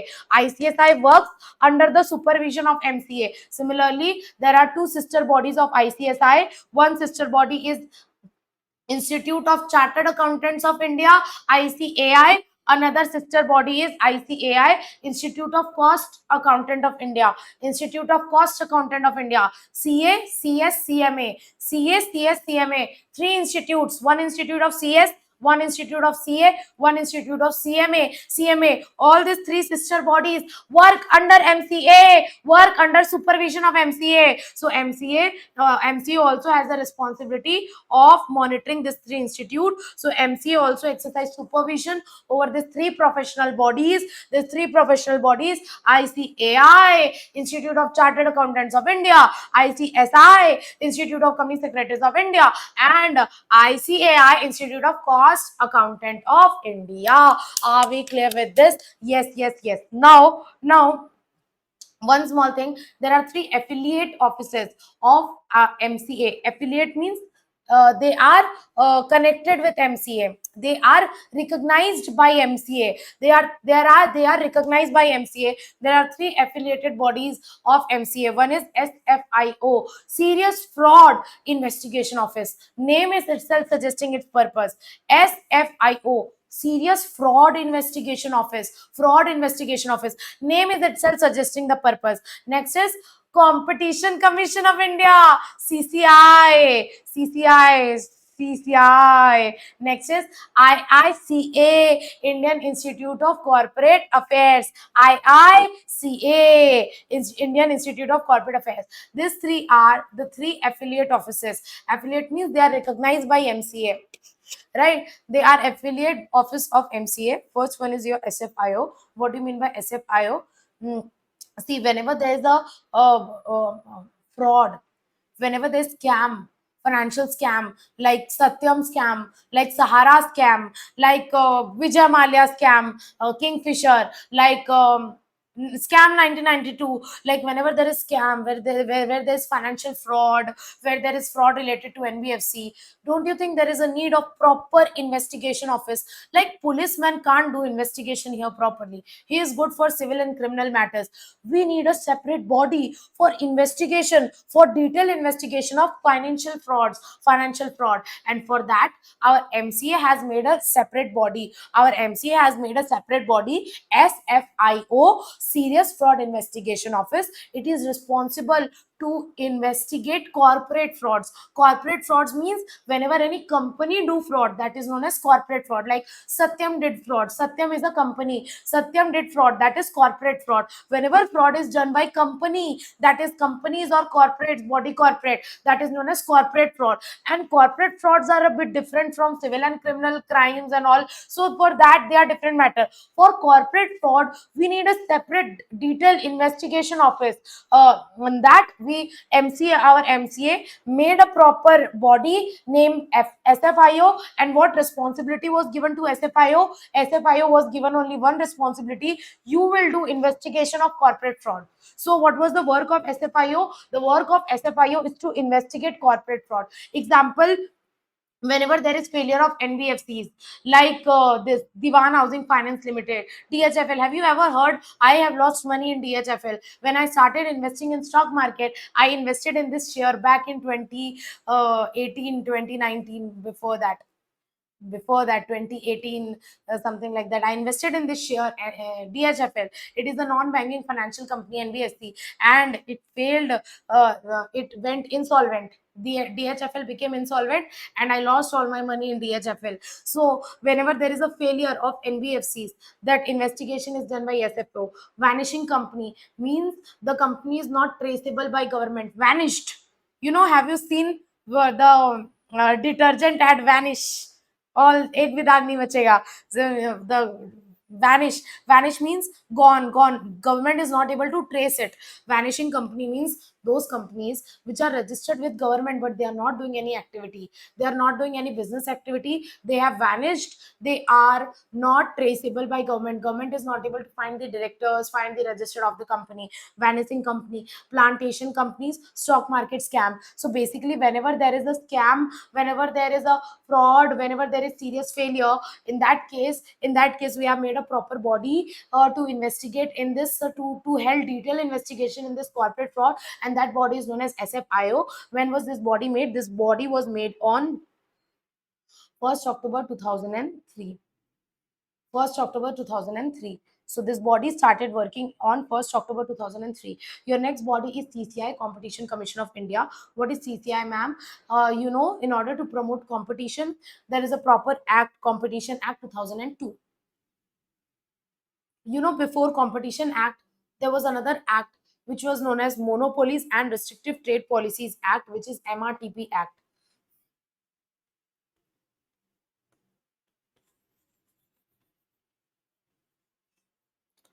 Earlier, there was an act named MRTP Act. Earlier, there was an act named MRTP Act.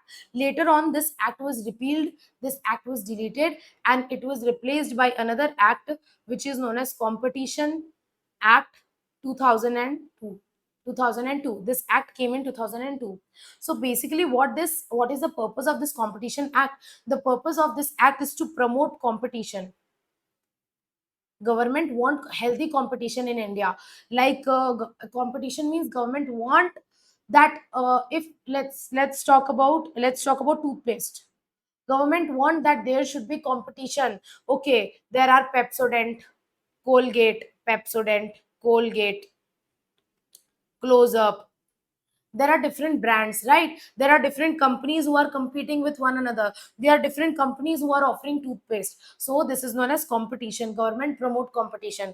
Don't you think if there is only one company selling toothpaste, let's say there is only Colgate, there is no competition, there is only Colgate selling toothpaste. Colgate can take unnecessary advantage of it. It can sell toothpaste at a double rate, triple rate, and people have to purchase it because they have no other option. There is only one person selling Colgate, there is no other brand, there is no competition, so Colgate will acquire monopoly. So that is why government mm, don't want any company to acquire monopoly. Government promote competition, and that is why, why, when Geo gave data for free data for 1 year, and because of that, almost everyone shifted to Geo, almost everyone started using Geo. Went in 2000 16 17 2016 17 2016, when Geo was launched, when Geo provided free data for 1 year, there was a case, there was a competition case filed against Geo, that what Geo is doing, it is against competition. Why? Because of Geo, BSNL, Docomo all died. Docomo died. Vodafone Idea was almost about to die. Then they merged so that they are able to survive. Otherwise, they would have died. Only Airtel is the survivor. So basically, what Geo did, because of Geo, all the competition were dying. People all people were shifting to Geo. So Geo was trying to acquire monopoly in telecommunication industry, and that was not allowed. That is not allowed. Government want competition, and that is why competition case was filed against Geo. And then back then, when Geo provided free data for 1 year, now competition case was filed against Geo. But then obviously Geo is still in existence, it is not closed, it won the case. That is the thing, and that is why what Geo said, that we are providing free data only for 1 year, not for whole life. So that is why we are not trying to acquire the monopoly. There are also other competitors. So there is a proper dedicated court to hear the cases relating to competition, and that proper body is known as CCI, Competition Commission of India. Why? Because if this case will go to court, in High Court, Supreme Court, matters are here for years and years. There you don't get justice, there you only get dates and dates and days. I'm not talking about that date, I'm talking about the hearing date. Okay, so they are in courts, in civil and criminal court, you only get dates and dates and dates. Hearing date, hearing date, hearing date. You don't get justice. You will get justice after 10 years, after 20 years. So in India, when we want speedy disposal of cases, we make special court for that purpose. So for competition cases, we have made a separate body, CCI administers Competition Act also, and here's cases relating to competition. Here cases relating to competition. I hope you are clear with Competition Commission of India. And you know what? It works under MCA. CCI works along with MCA. So, CCI, it is a body which was established under an Act, Competition Act 2022 or 2002. Sorry, not 22, 2002. So there was an Act, Competition Act 2002, and under this Act, a body is made, Competition Commission of India. This body was made in March 2009. This body was made in March 2009. Although the Act was made in 2002, but the CCI body was made in March 2009. Before this, there was a different MRTP body. MRTP, there was a proper MRTP body that was abolished, and then CCI was made in March 2009. The Act was made in 2002, but the CCI body was made in March 2009. What are the major objectives of CCI? What are the major objectives of CCI? The major objective of CCI, to prevent practices having adverse effect on competition, to prevent those practices which have adverse effect on competition. Like if Geo is providing free data for 1 year, this particular practice has adverse effect on competition, so we will not allow Geo doing that. To prevent those practices which have adverse effect on competition. Next is to promote competition. Our government, the main function of CCI is to promote competition, to protect interest of consumer, because if we will promote competition, consumers interest will be protected. They will be not charged unnecessary price for any product if there will be competition. And promotion of freedom of trade. So these four are the major objectives of CCI. And this act was amended in 2007, and after this the MRTP Act, the old act, was repealed, and it was replaced with Competition Act 2002. Old Act, Monopolies and Restrictive Trade Policies Act, was repealed, deleted. Old Act, Monopolies and Restrictive Trade Practices Act, was deleted, and instead of this, a new act was made, Competition Act 2002. 2002. See what I'm trying to tell you. Even the Competition Act came in 2002, but some part of MRTP Act was still applicable. It was not completely repealed. MRTP Act was not completely repealed in 2002. Then what we did, we make amendment in 2007. We made amendment in 2007, and after that amendment, gradually we started repealing few provision, few section of MRTP Act, and by 2019 the whole MRTP Act was repealed.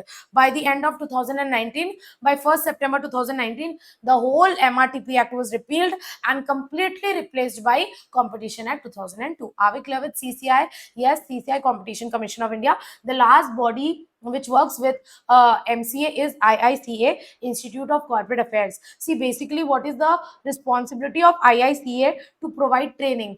Let's say, you know what, after becoming CS, you can also work with MCA. Like if you want to work with MCA as a government official, you want to become government official, you want to become ROC, you want to work with RD, you want to work with MCA, you can. Now let's say you became a company secretary and you have applied for government job under MCA.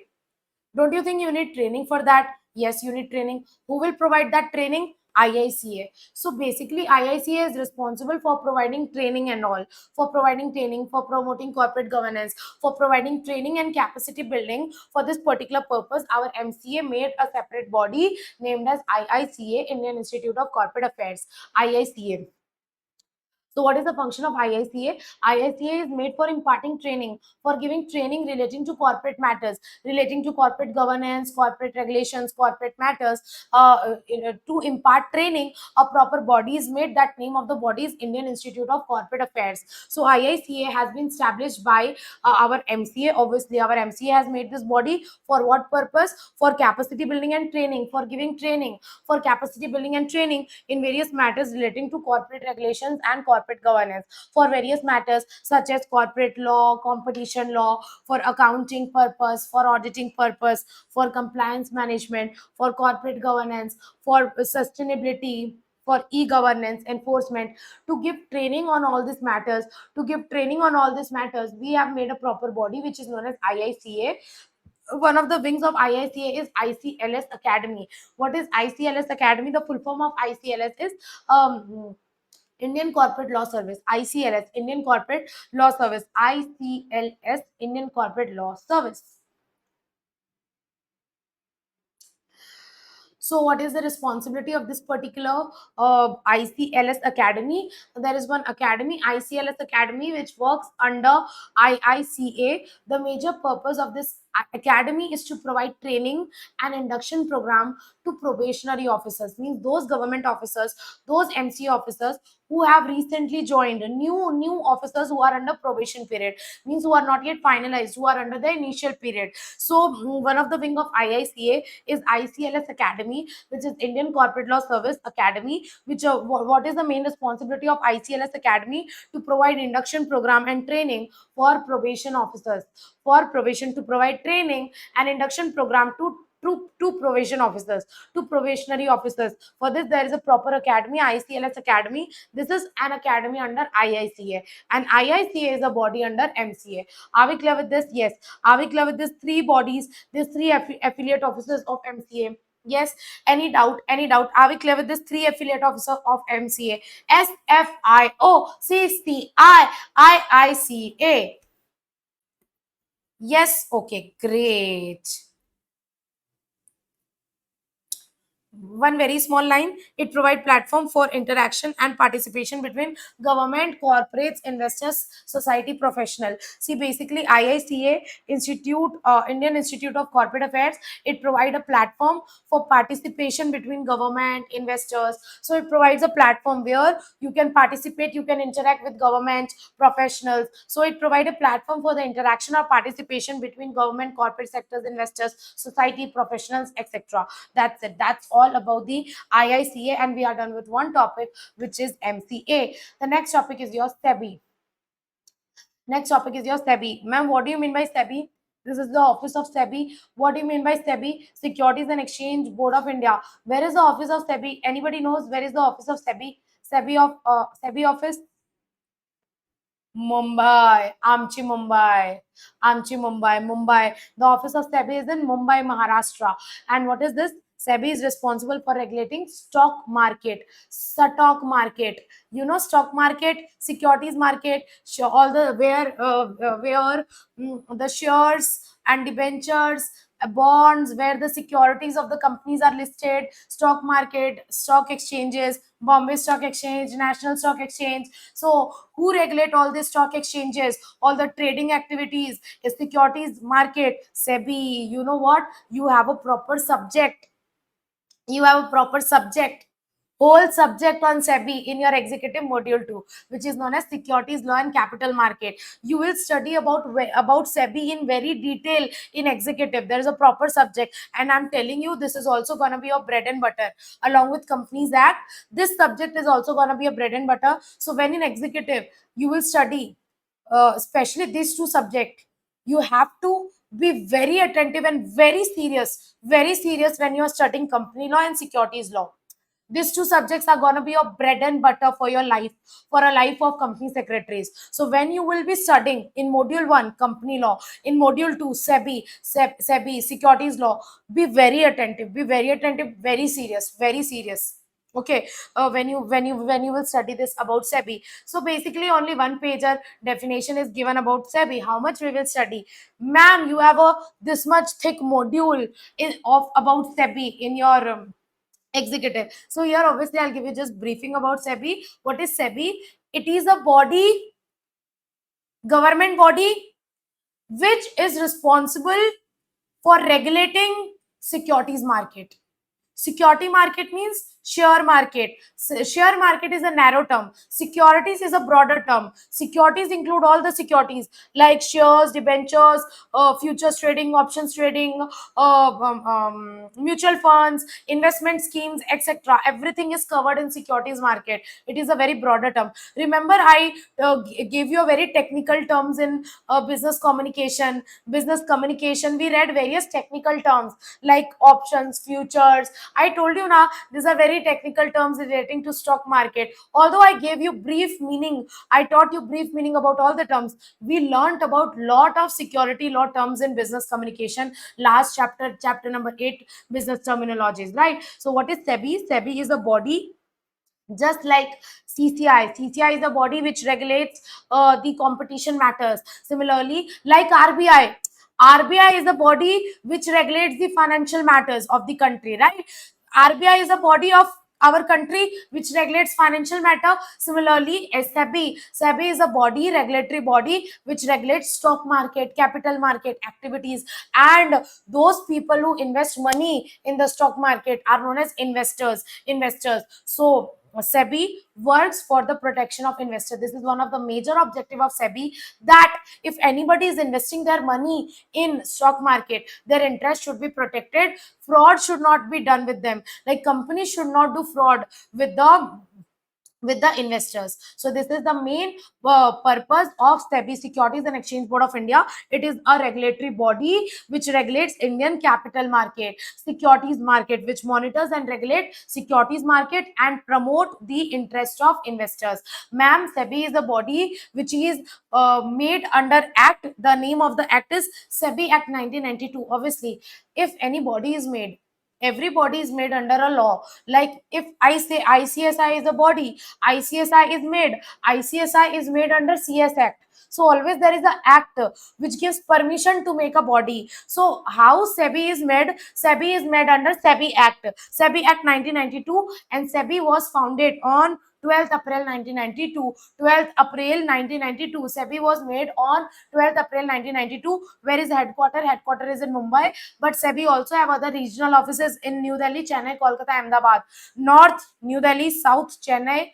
East, Kolkata. West, Ahmedabad. One in each area: northern, eastern, southern, and western. So north, New Delhi; southern, Chennai; eastern, Kolkata; western, Ahmedabad. Okay. So there are 4 regional offices of SEBI. 4 regional offices of SEBI, and where is the main headquarter? Headquarter is in Mumbai. What are the main objective of SEBI? See, I'm telling you.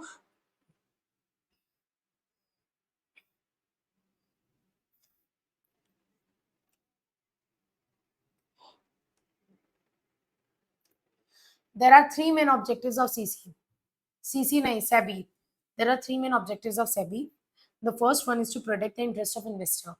If I'm investing my money in the stock market, if I'm investing my money in the shares of Yes Bank, then Yes Bank should not do fraud with me. My money should be safe there. So fraud should not be done with me. So in order to who promotes the interest of investor? SEBI. One of the major objective of SEBI is to protect the interest of investor. Next is to regulate the stock market. Who regulates stock market? Who makes laws for stock market? BSE, NSE. Who regulates stock market, securities market, all the stock exchanges? Who regulates the working of stock exchange? SEBI.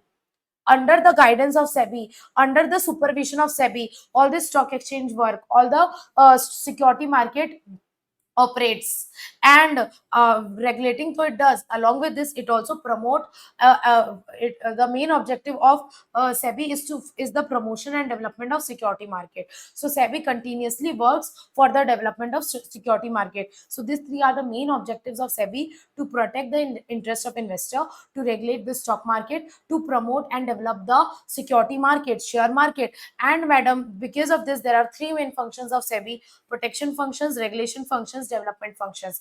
Because of this 3 objective, there are 3 main functions of SEBI: protection function, regulation function, development function. Protection, regulation, development. So there are 3 main functions of SEBI: protection function, regulatory function, development function.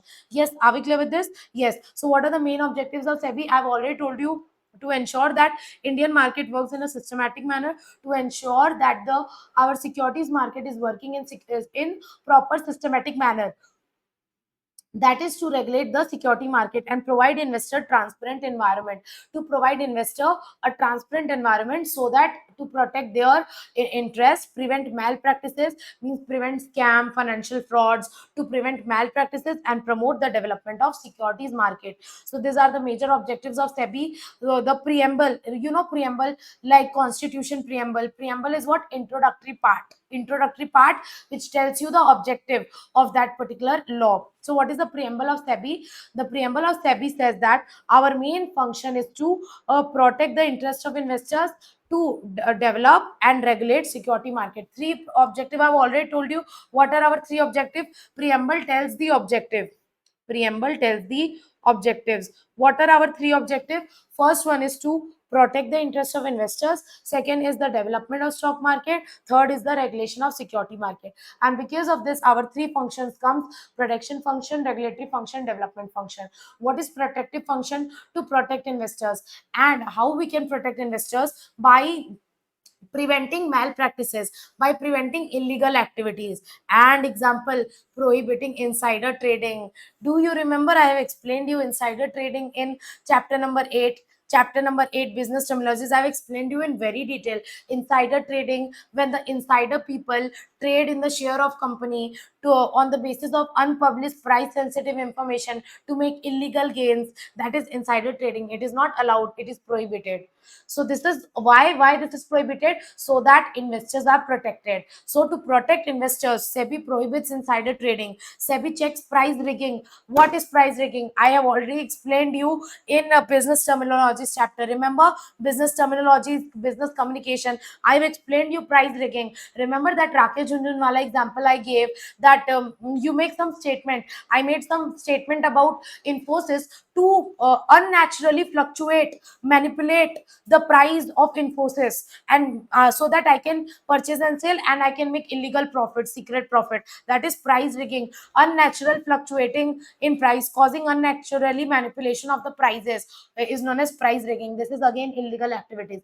SEBI keep a check on this price rigging to protect the interest of investors, promote fair practices, and to prohibit unfair, to prohibit fraudulent practices, so that the scam 1992 does not happen again. You know, after all the scams, earlier all the paperwork was done, like nothing was electronic. During 1992 everything was paperwork, everything was done manually. So there was lot of scams. There was, if you will Google now, financial scam, stock market scam, you will get a lot of financial scams, stock market, security market scam. So you know, now SEBI has become very strict. SEBI, if you will search SEBI impose penalty on companies, you will get a lot of uh, penalties and imposition. So here, like I will show you recent SEBI imposed penalty on Reliance. Yes. Can you see this? Arey yaar, yes. SEBI slaps 30 lakh fine on Reliance Industries. Why, ma'am? Nowadays, SEBI has become very strict. SEBI has become very strict because there in past there has been lot of financial scams in which investors have suffered loss. Investors have suffered the consequence. So SEBI protect investors, and SEBI has become very strict. It prevents fraudulent activities. If any fraudulent activity is sensed by SEBI now, it imposes fines and penalties. See, fine was imposed, 30 lakh fine was imposed on Reliance Industries.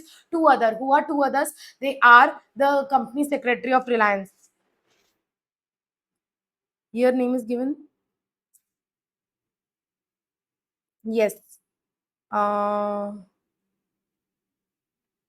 Yes. Can you read this? Mumbai, SEBI imposed penalty of 30 lakh 30 lakh on Reliance Industries Limited and two of its compliance officer, Savitri Parekh and K. Seturaman, for not promptly disclosing the stake sales in its subsidiary company, Geo Platform to Facebook, Silver Lake, and Vista Equity Platforms in 2020. What happened in 2020? This is a 2020 news. In 2020, the Geo sold its stake shares to Facebook, Silver Lake, and Vista Equity. So basically, Geo sells some of its stake, some of its shares. And you know, when a listed company does anything, or when a subsidiary of a listed company does any activity like selling the shares, we have to immediately make announcement. We have to immediately inform government, and this is the responsibility of company secretary. You know who is Savitri Parekh and K. Sethuraman? Savitri Parekh and K. Sethuraman are the company secretary of Reliance. Savitri Parekh is the appointed company secretary of Reliance. K. Sethuraman is also the compliance officer. If I'll show you the BSc website, I have showed you, I guess. Once I showed you the BSc website, there I have showed you the director's details of Reliance, right? Remember, I showed you there that Savitri Parekh and K. Sethuraman are the compliance officer of Reliance, and that is why your work comes to the picture. You cannot do anything illegal or any non-compliance of law. Law has become very strict. Government and MCA has become very strict. Even if you don't forget, even if you do this much non-compliance, small non-compliance, if you forget to make any announcement, or you forget to give any information to government or file any document to government impose huge penalty and fines, and especially on compliance officer, company secretary. So that is why, don't just read law to pass your exams. Passing exams is not enough. That's why I tell you, when in executive you will learn company law and Sebi. Learn it from practical point of view, because someday you have to become company secretary of a company, and you have to do compliance of a company practically. For that, you should have practical knowledge. By hearting law will not help you. Okay, so SEBI imposed 30 lakhs penalty on compliance officer. So, madam, with this, we come back to this particular provision, that what is the protective function of SEBI? SEBI prohibit fraudulent activity, and in case SEBI detect any fraudulent activity or any non-compliance, it impose heavy penalties and fine. It promote fair trade practices. Lastly, it educate investors. Time to time, SEBI issues various seminars, sessions to educate investors. So these are few initiatives taken by, these are few functions of SEBI as a protective function. It prohibit insider trading, prohibit price rigging, promote fair practices, provide investors education. Sorry. Next is regulatory function. By regulatory, I mean it regulates stock market. How does it regulate stock market? It tells rules and regulation. How does stock market work? So it makes rules and regulations, guidelines, code of conduct for stock market, regulate the process of stock market, conduct inquiries for audit and stock exchange, inquiries of stock exchange, regulates the working of brokers. You cannot directly purchase share in a stock market. You have to make your demat account through a broker. Broker is like a mediator. You can purchase and sell shares of a company through broker. So broker, merchant bankers, all these are intermediary. So SEBI regulates the working of stock market, regulates the process of stock market, conduct inquiries of stock market, stock exchanges, regulate the working of stock brokers, merchant bankers, make rules and regulations for working of stock exchange. So all these are the regulatory functions of SEBI. Next is, what is the development function of SEBI? Development function means to develop the stock market. For that, we have to give training to intermediaries. We have to introduce electronic means. So for the development of a stock market, now we have made everything electronic. Earlier, everything was manual. So SEBI works on introducing electronic platforms, electronic means of trading for the development of stock market, and by making underwriting optional system. Underwriting is not compulsory. Underwriting has been made optional, so that the cost of issue can be reduced, and it will help in the development of stock market. And if the cost of issue will reduce, more and more people will get itself listed in the stock market. So these are the development function of SEBI: training intermediaries, introduction of trading through electronic means, by making underwriting optional system. So these are the three functions of SEBI: protection functions, regulatory, and development functions. Are we clear with this? Yes. Now, three powers of SEBI as a quasi judicial, legislative, executive. You already know what do you mean by legislative, what do you mean by executive, what do you mean by judicial. Quasi means half, not full. Why? If you do only executive work, then you are executive body. If you do only legislative work, then you are legislative body. If you do only judicial work, then you are judicial body. But if you do multiple work, like you do legislative also, executive also, you do legislative also, judicial also, then you will not be said to be fully judicial. You will be said quasi judicial, like half girlfriend, half judicial. Okay. Okay, so what is a quasi-judicial, quasi-legislative, and quasi-executive function? See, by quasi-legislative, by legislative, what are the legislative function of SEBI? I told you legislative means law making.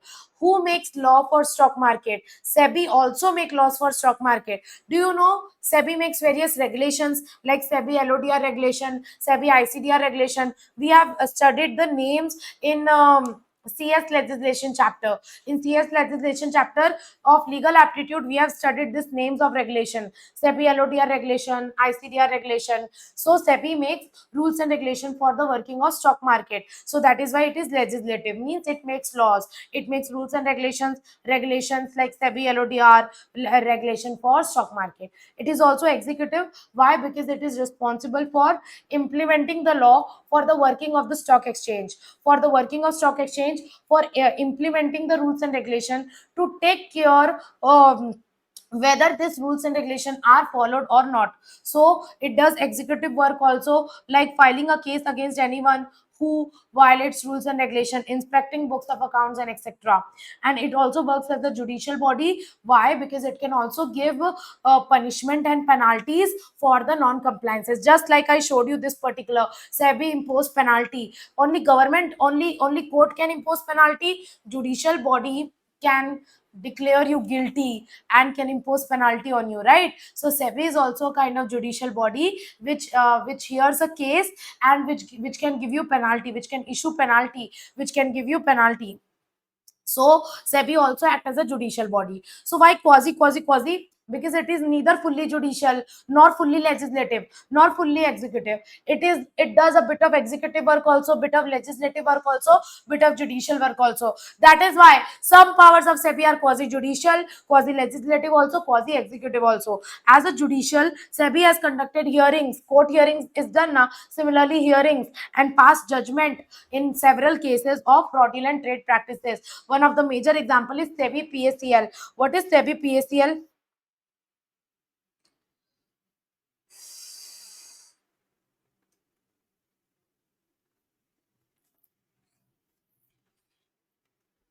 PACL is the name of company.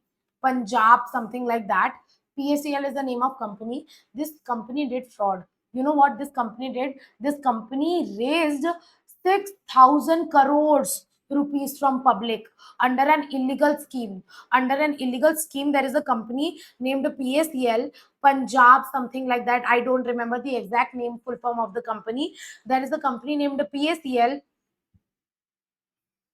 What this company did, this company raised 6,000 crores rupees, 6,000 crores of rupees from public under an illegal money, and did not repaid, ate all the money of public, did not repay the money of public. So in this case, SEBI started inquiry on PACL, and SEBI issued huge penalties and fines against PACL, and ordered PACL to refund all the 6,000 crores of public, to refund all the 6,000 crore rupees of public, and a proper body was appointed to sell all the assets of PACL, and from by selling all the assets of PACL, to repay all the money of public. So this was one of the major fraud.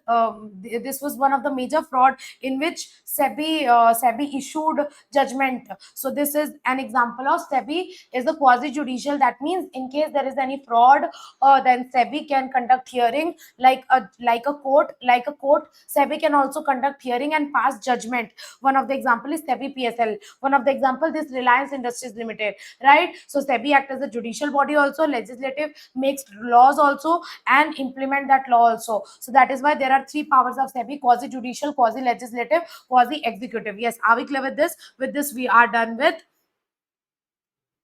SEBI.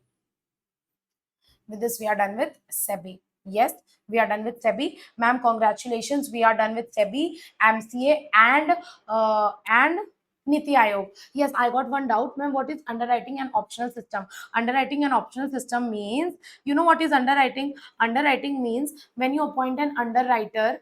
Underwriter. What is underwriting agreement? You appoint a person and ask him to subscribe your shares of IPO to subscribe your shares in IPO in case public doesn't subscribe, so that you can reach minimum subscription, so that your issue does not fail. That is underwriting agreement. And you know what? When you do underwriting agreement, it involves lots of cost. Why? Because you have to pay commission to underwriters. Like if you are making a 1000 crore issue, 1000, your public issue is of 1000 crore, your underwriter commission mostly is in percent. Even if it's 1% commission you are giving to underwriter, how much commission you are giving to underwriter? Madam, 10 crores. If your issue is of 1000 crore, even if you are giving 1% commission to underwriter, how much commission you are giving?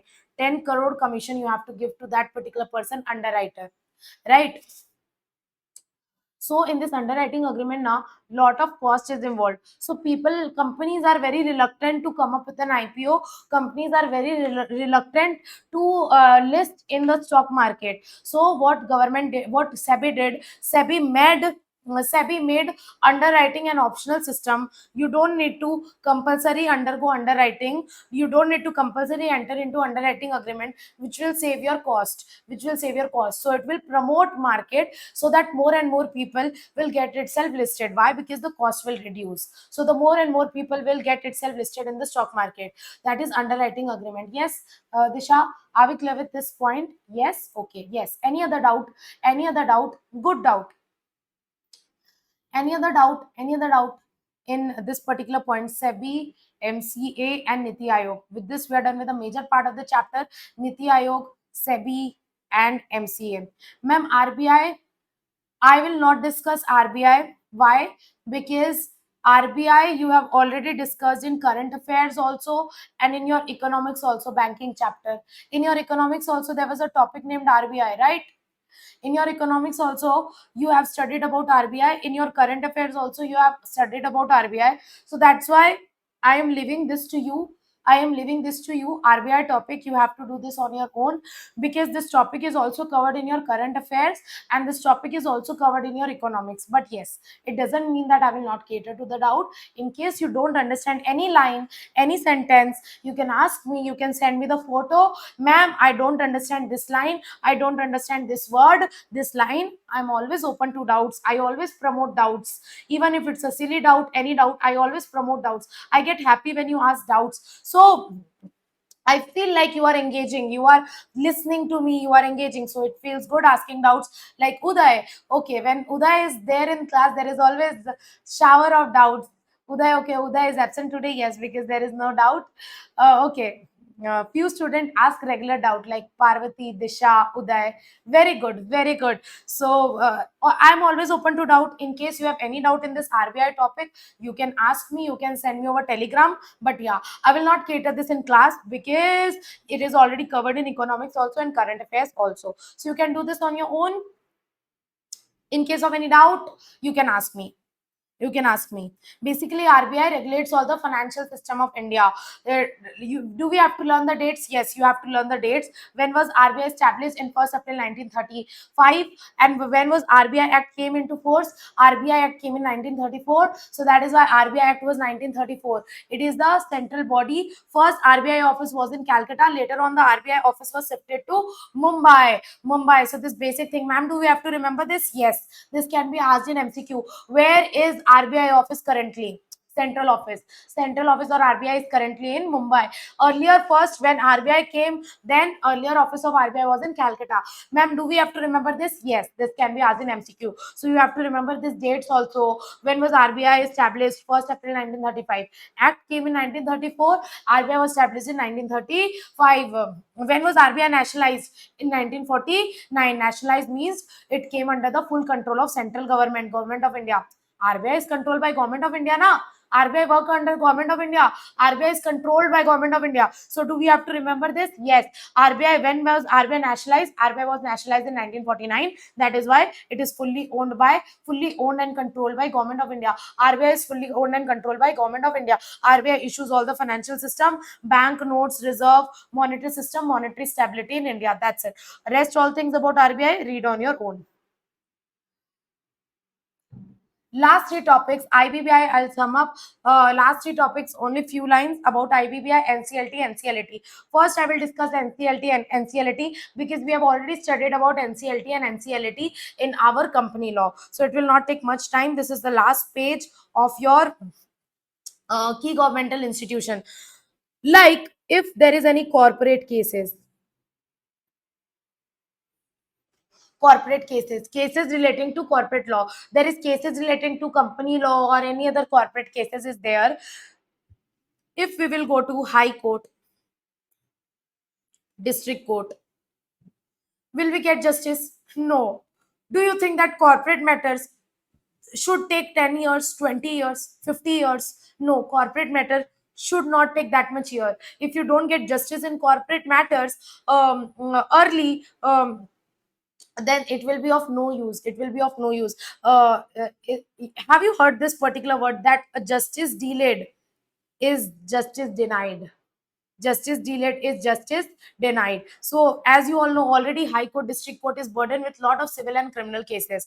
So there was a need to make a separate court for corporate law matters, and in order to deal with corporate law cases, we have made a separate body which is known as NCLT. So whenever there is any corporate cases relating to corporate law, that is heard by NCLT. So let's say there is a case between, let's say, Infosys and Wipro. Infosys and Wipro. There is a fight case between Infosys and Wipro. So where will they go? They will go to NCLT. That case will be filed to NCLT. But if they are not satisfied with the judgment of NCLT, where will they go? Like if you're not satisfied with the result of district court, where will you go? You will appeal against the decision of district court to high court. Now again, if you are not satisfied with the judgment of high court, you will file appeal to Supreme Court. You go to higher court, you appeal to higher court. If you're not satisfied with the judgment of district court, you will appeal to higher court, that is high court. And again, if you're not satisfied with the judgment of high court, you will appeal to one more higher court, that is Supreme Court. Similarly, if you're not satisfied with the judgment of NCLT, you appeal to NCLAT. NCLAT. Now again, if you are not satisfied with the judgment of NCLT, where you can appeal? You can appeal to Supreme Court. If you're not satisfied with the judgment of NCLT, you can appeal to Supreme Court. If you're not satisfied with the judgment of Supreme Court, you cannot do anything. Supreme Court is the apex court of India. There is no other any case beyond Supreme Court, right? So Supreme Court. So any cases relating to corporate matter, you file to NCLT. If you're not satisfied with the judgment of NCLT, appeal against the judgment of NCLT is filed to NCLT, and appeal against the judgment of NCLT is filed to Supreme Court, right? Now NCLT does not only does judicial activity. Just like I showed you, Sebi does judicial work also, legislative work also, executive work also. Similarly, NCLT also does some legislative work and some executive work. So that is why it is not fully judicial. It does not only listen to cases, it listens to corporate cases, but along with that, it also carries out executive work and legislative work. And that is why it is not known as judicial body, rather it is known as quasi-judicial body. Quasi-judicial. Are we clear with this? Quasi-judicial means half judicial, not fully judicial. Along with judicial activity, it also carries out executive activity and legislative activity. Like legislative activity, like making few rules and regulation. Executive activity like implementing corporate law, implementing company law, giving various permissions and all. Like when you will study company law now, in lot of places you will study that you have to take permission of NCLT for doing this, for reducing your share capital, you have to take permission of NCLT. In lot of places you will study that you have to take permission of NCLT. So NCLT also gives permission to do something, to do some activities. That is why it acts as an executive body also. So that is why it is known as quasi judicial body. Now what is NCLT, ma'am? Obviously NCLT is a body which is made under Companies Act 2013. So there is a proper section of Companies Act 2013, section 48, 408, 408 section 408 of Companies Act gives the power. Under this act, NCLT is constituted. there are 16 benches of NCLT.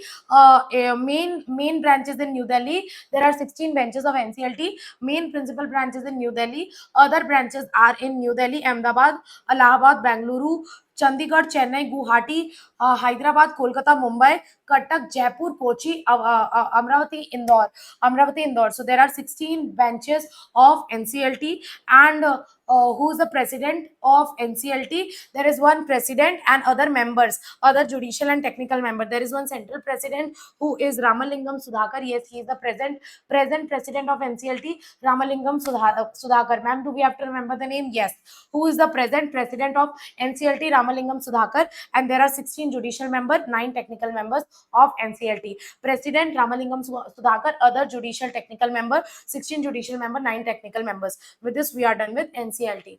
Next is NCLT. NCLT is formed under Section 410 of Companies Act. Means Section 410 of Companies Act give permission to constitute NCLT, National Company Law Appellate Tribunal. It is constituted under Section 410 of Companies Act for hearing appeal against the order of NCLT. I have already told you, if you want to appeal against the order of NCLT, that appeal is heard by NCLT. And you know, it does not only hear appeal against order of NCLT, but it also hear appeal against the order of IBBI and appeal against the order of CCI. What is CCI? We have already studied. IBBI, I will teach you now. So it hears appeal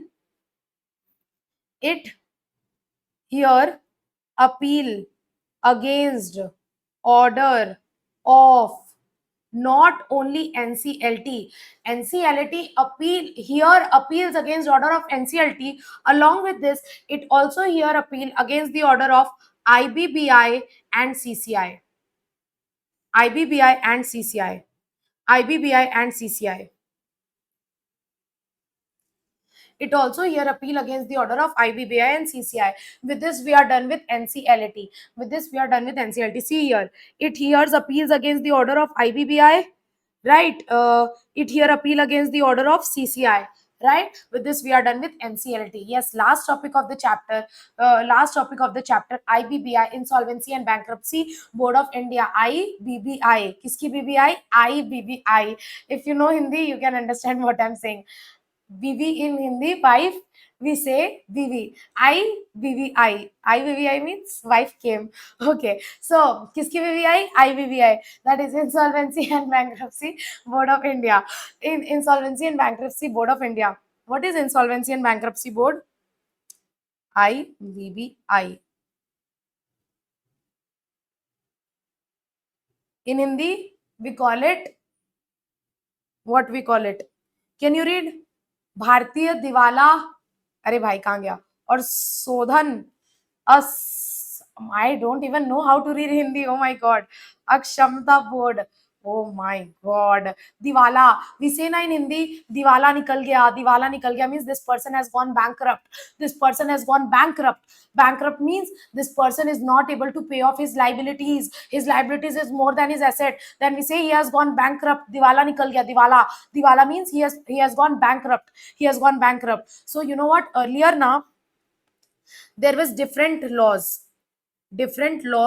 for bankruptcy of company, for bankruptcy of partnership firm, for bankruptcy of LLB, for bankruptcy of individual. Individual means natural person can also go bankrupt. Like if I am not able to pay my debts, I have gone bankrupt. So normal person can also go bankrupt. LLP and partnership firm can also go bankrupt. Companies can also go bankrupt. Companies can also become insolvent if the liability of companies is more than its assets. Earlier, there were different law for insolvency of company, for insolvency of partnership firm, for insolvency of LLP, for dealing with bankruptcy of individual. And that led to a lot of confusion. And what we did, we consolidated all these laws. All these laws and made one single power pack code, which is known as IBC, Insolvency and Bankruptcy Code. You know why, when do we say code? When we merge 2-3 act and make a single law, then we don't say it act, we say it code. Code means simply this law is made by merging lot of act. So earlier there were different law for insolvency of company, different act for partnership, different act for LLP, different act for individual. What we did, we merged all this law and we made one single code, insolvency and bankruptcy code, which deals with insolvency of companies also, partnership also, LLP also, individual also. And who regulate IBC? Who regulate just like madam, just like who implement Companies Act 2013, MCA, who take care of securities law, security market, Sebi, who regulates financial laws, RBI. Similarly, in order to regulate IBC matters, in order to regulate insolvency and bankruptcy matters, we have made a separate body, which is IBBI, Insolvency and Bankruptcy Board of India. Yes, this is IBBI. I have explained you the meaning of IBBI. When was this formed? 1st October 2016. It's not very old. IBBI was established in 1st October 2016. Ma'am, this date we have to remember. Yes, under a code which is known as IBC code. You will study this code in very detail in executive. I will teach you in Sebi. Yes, madam, for that you have to come to executive. You will come now. Yes, you have to come, and I believe that you will come. Just utilize the remaining time. Even if you have not yet started your proper revision, this is the time you can start even today. It's not late. I'm telling you, you can start even today. If you utilize this remaining time properly, you can definitely clear CSEET. And I want to see you in executive. So coming back to the topic, leaving the motivation part, IBBI was established on 1st October 2016 under a code which is Insolvency and Bankruptcy Code 2016, and it is responsible for implementing the code. Who is responsible for implementing this code, implementing this law? Obviously IBBI is a key pillar responsible for implementing code that consolidate and amend law relating to insolvency of everybody. Consolidate means what we did, we consolidate all the insolvency laws relating to corporate person. In corporate person, companies, LLP will come, partnership firm and individual. We consolidated insolvency laws of corporate person like companies, LLP, partnership firm, individual, and we made a single code, insolvency bankruptcy code. And what is IBBI? IBBI is the body which is responsible for implementing this code. Are we clear with this? Yes.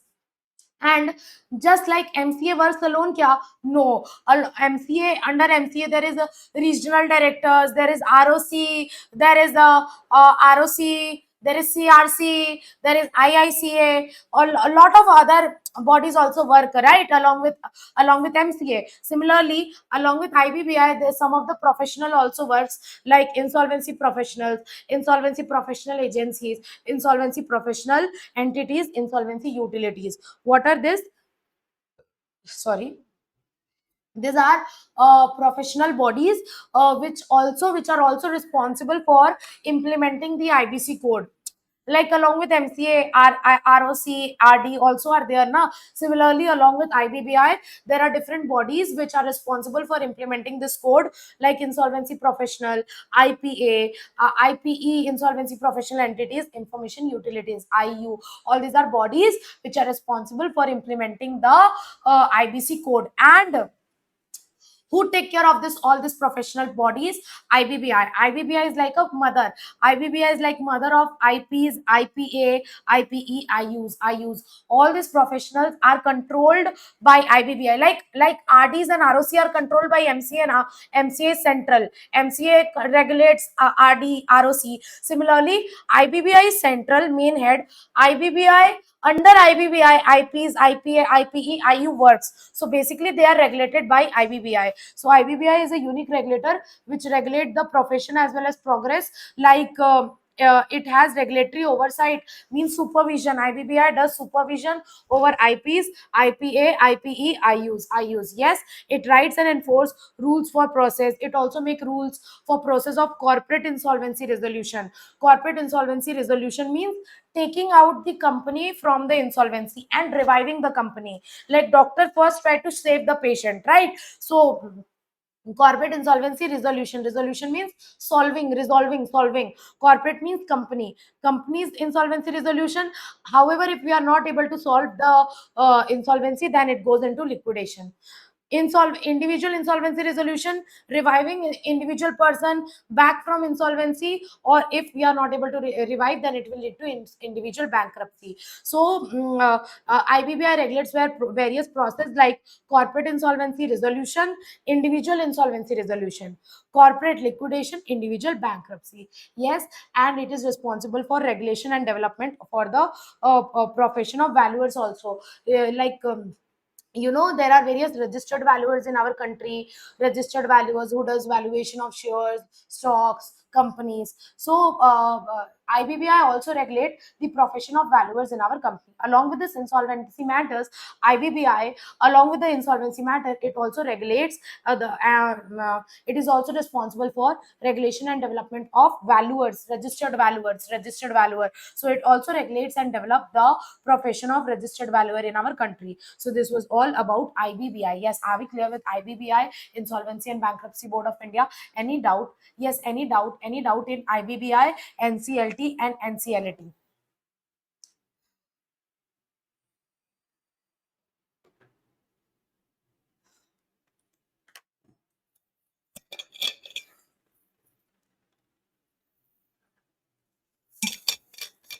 Any doubt? Any doubt? Clear, Pooja is clear. Very good. Very good. Okay. So with this, we are done with this chapter. Congratulations and celebrations. Do you feel happy after completing a chapter or completing a target? I to feel very happy. So with this, we are done with this chapter. I feel like accomplishment. Do this thing. Whenever you achieve something, now praise yourself. Praise yourself. Be happy. Pat your back. I always do this. Nobody is there to pat my back now. So whenever I do something which I feel proud of myself, I feel happy. I do this. Pat your back. Pat your back. So do this when you do anything which you are proud. Yay! I completed this chapter. Yay! I completed this subject. So do this. I'm proud of myself, and I do this. I do this when I want to praise myself. Now I do this, like taking my own nazar so that people's nazar don't get on me. So you do this. It's very self-satisfactory. Okay, what I'm teaching you, I don't know. I teach you everything. I teach you everything. Motivation also, everything. Communication also. Don't forget me. Okay, I am your friend also. Okay. Yes, yes, yes. With this, we are done with our environment syllabus. Congratulations. So basically, we are done with our environment syllabus, communication syllabus, legal aptitude syllabus. Ma'am, few topics of legal aptitude are left. Basically, consider your syllabus done today. Consider your syllabus done today. We will hold 2 more lectures for legal aptitude. So tomorrow, what we will do? Tomorrow, we will do the remaining part of Indian Contract Act. But but in order to understand the remaining part of Indian Contract Act, you have to revise Contract Act and come. Wait, I will just show you. I will just show you where is Indian Contract Act. Where is Indian Contract Act? Yes, here is Indian Contract Act. Okay. Remember, even if you revise just from the notes, that would be fine to me. Even if you revise just from the notes, it's very easy. Even by just eating or doing any other thing, you can just open this PDF. You can open this PDF, and in case you have taken a printout of this PDF, it's very good. It's very good if you have a printout, or if you don't have a printout, you can just open this PDF in your phone or tablet or anything. Just revise. It will not take much time. Trust me. By these pictures and all, with these pictures, with these notes, it would be very interesting. This even the revision would be very interesting for you. Please, please, please. Otherwise, don't come in tomorrow's class. Come in tomorrow's class only if you have revised this. Only if you have revised this. So revise. It will not take much time. Please revise Indian Contract Act and come. I'll show you till where we have studied. We have studied about offer, about acceptance, basic thing about consideration, about consideration, privity of contract, intention to create legal relation, capacity to contract, free consent.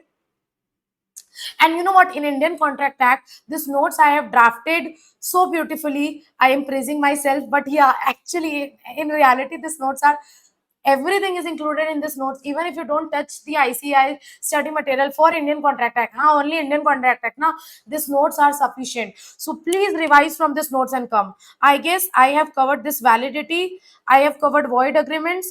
I have covered voidable agreements. After this, wagering is done. Kya? Wagering is done. Okay, wagering is done. Contingent is done. Kya? Done. Sure. Okay. Marking is here. Na this by this I understand. Yeah, wagering is done. Contingent is done. Discharge is done. Yeah, this is also done. Arey wah. Acha, discharge and termination is also done. Uh, uh, this is also done. Remedies done. Are you sure? Yes. Remedies is also done. Okay.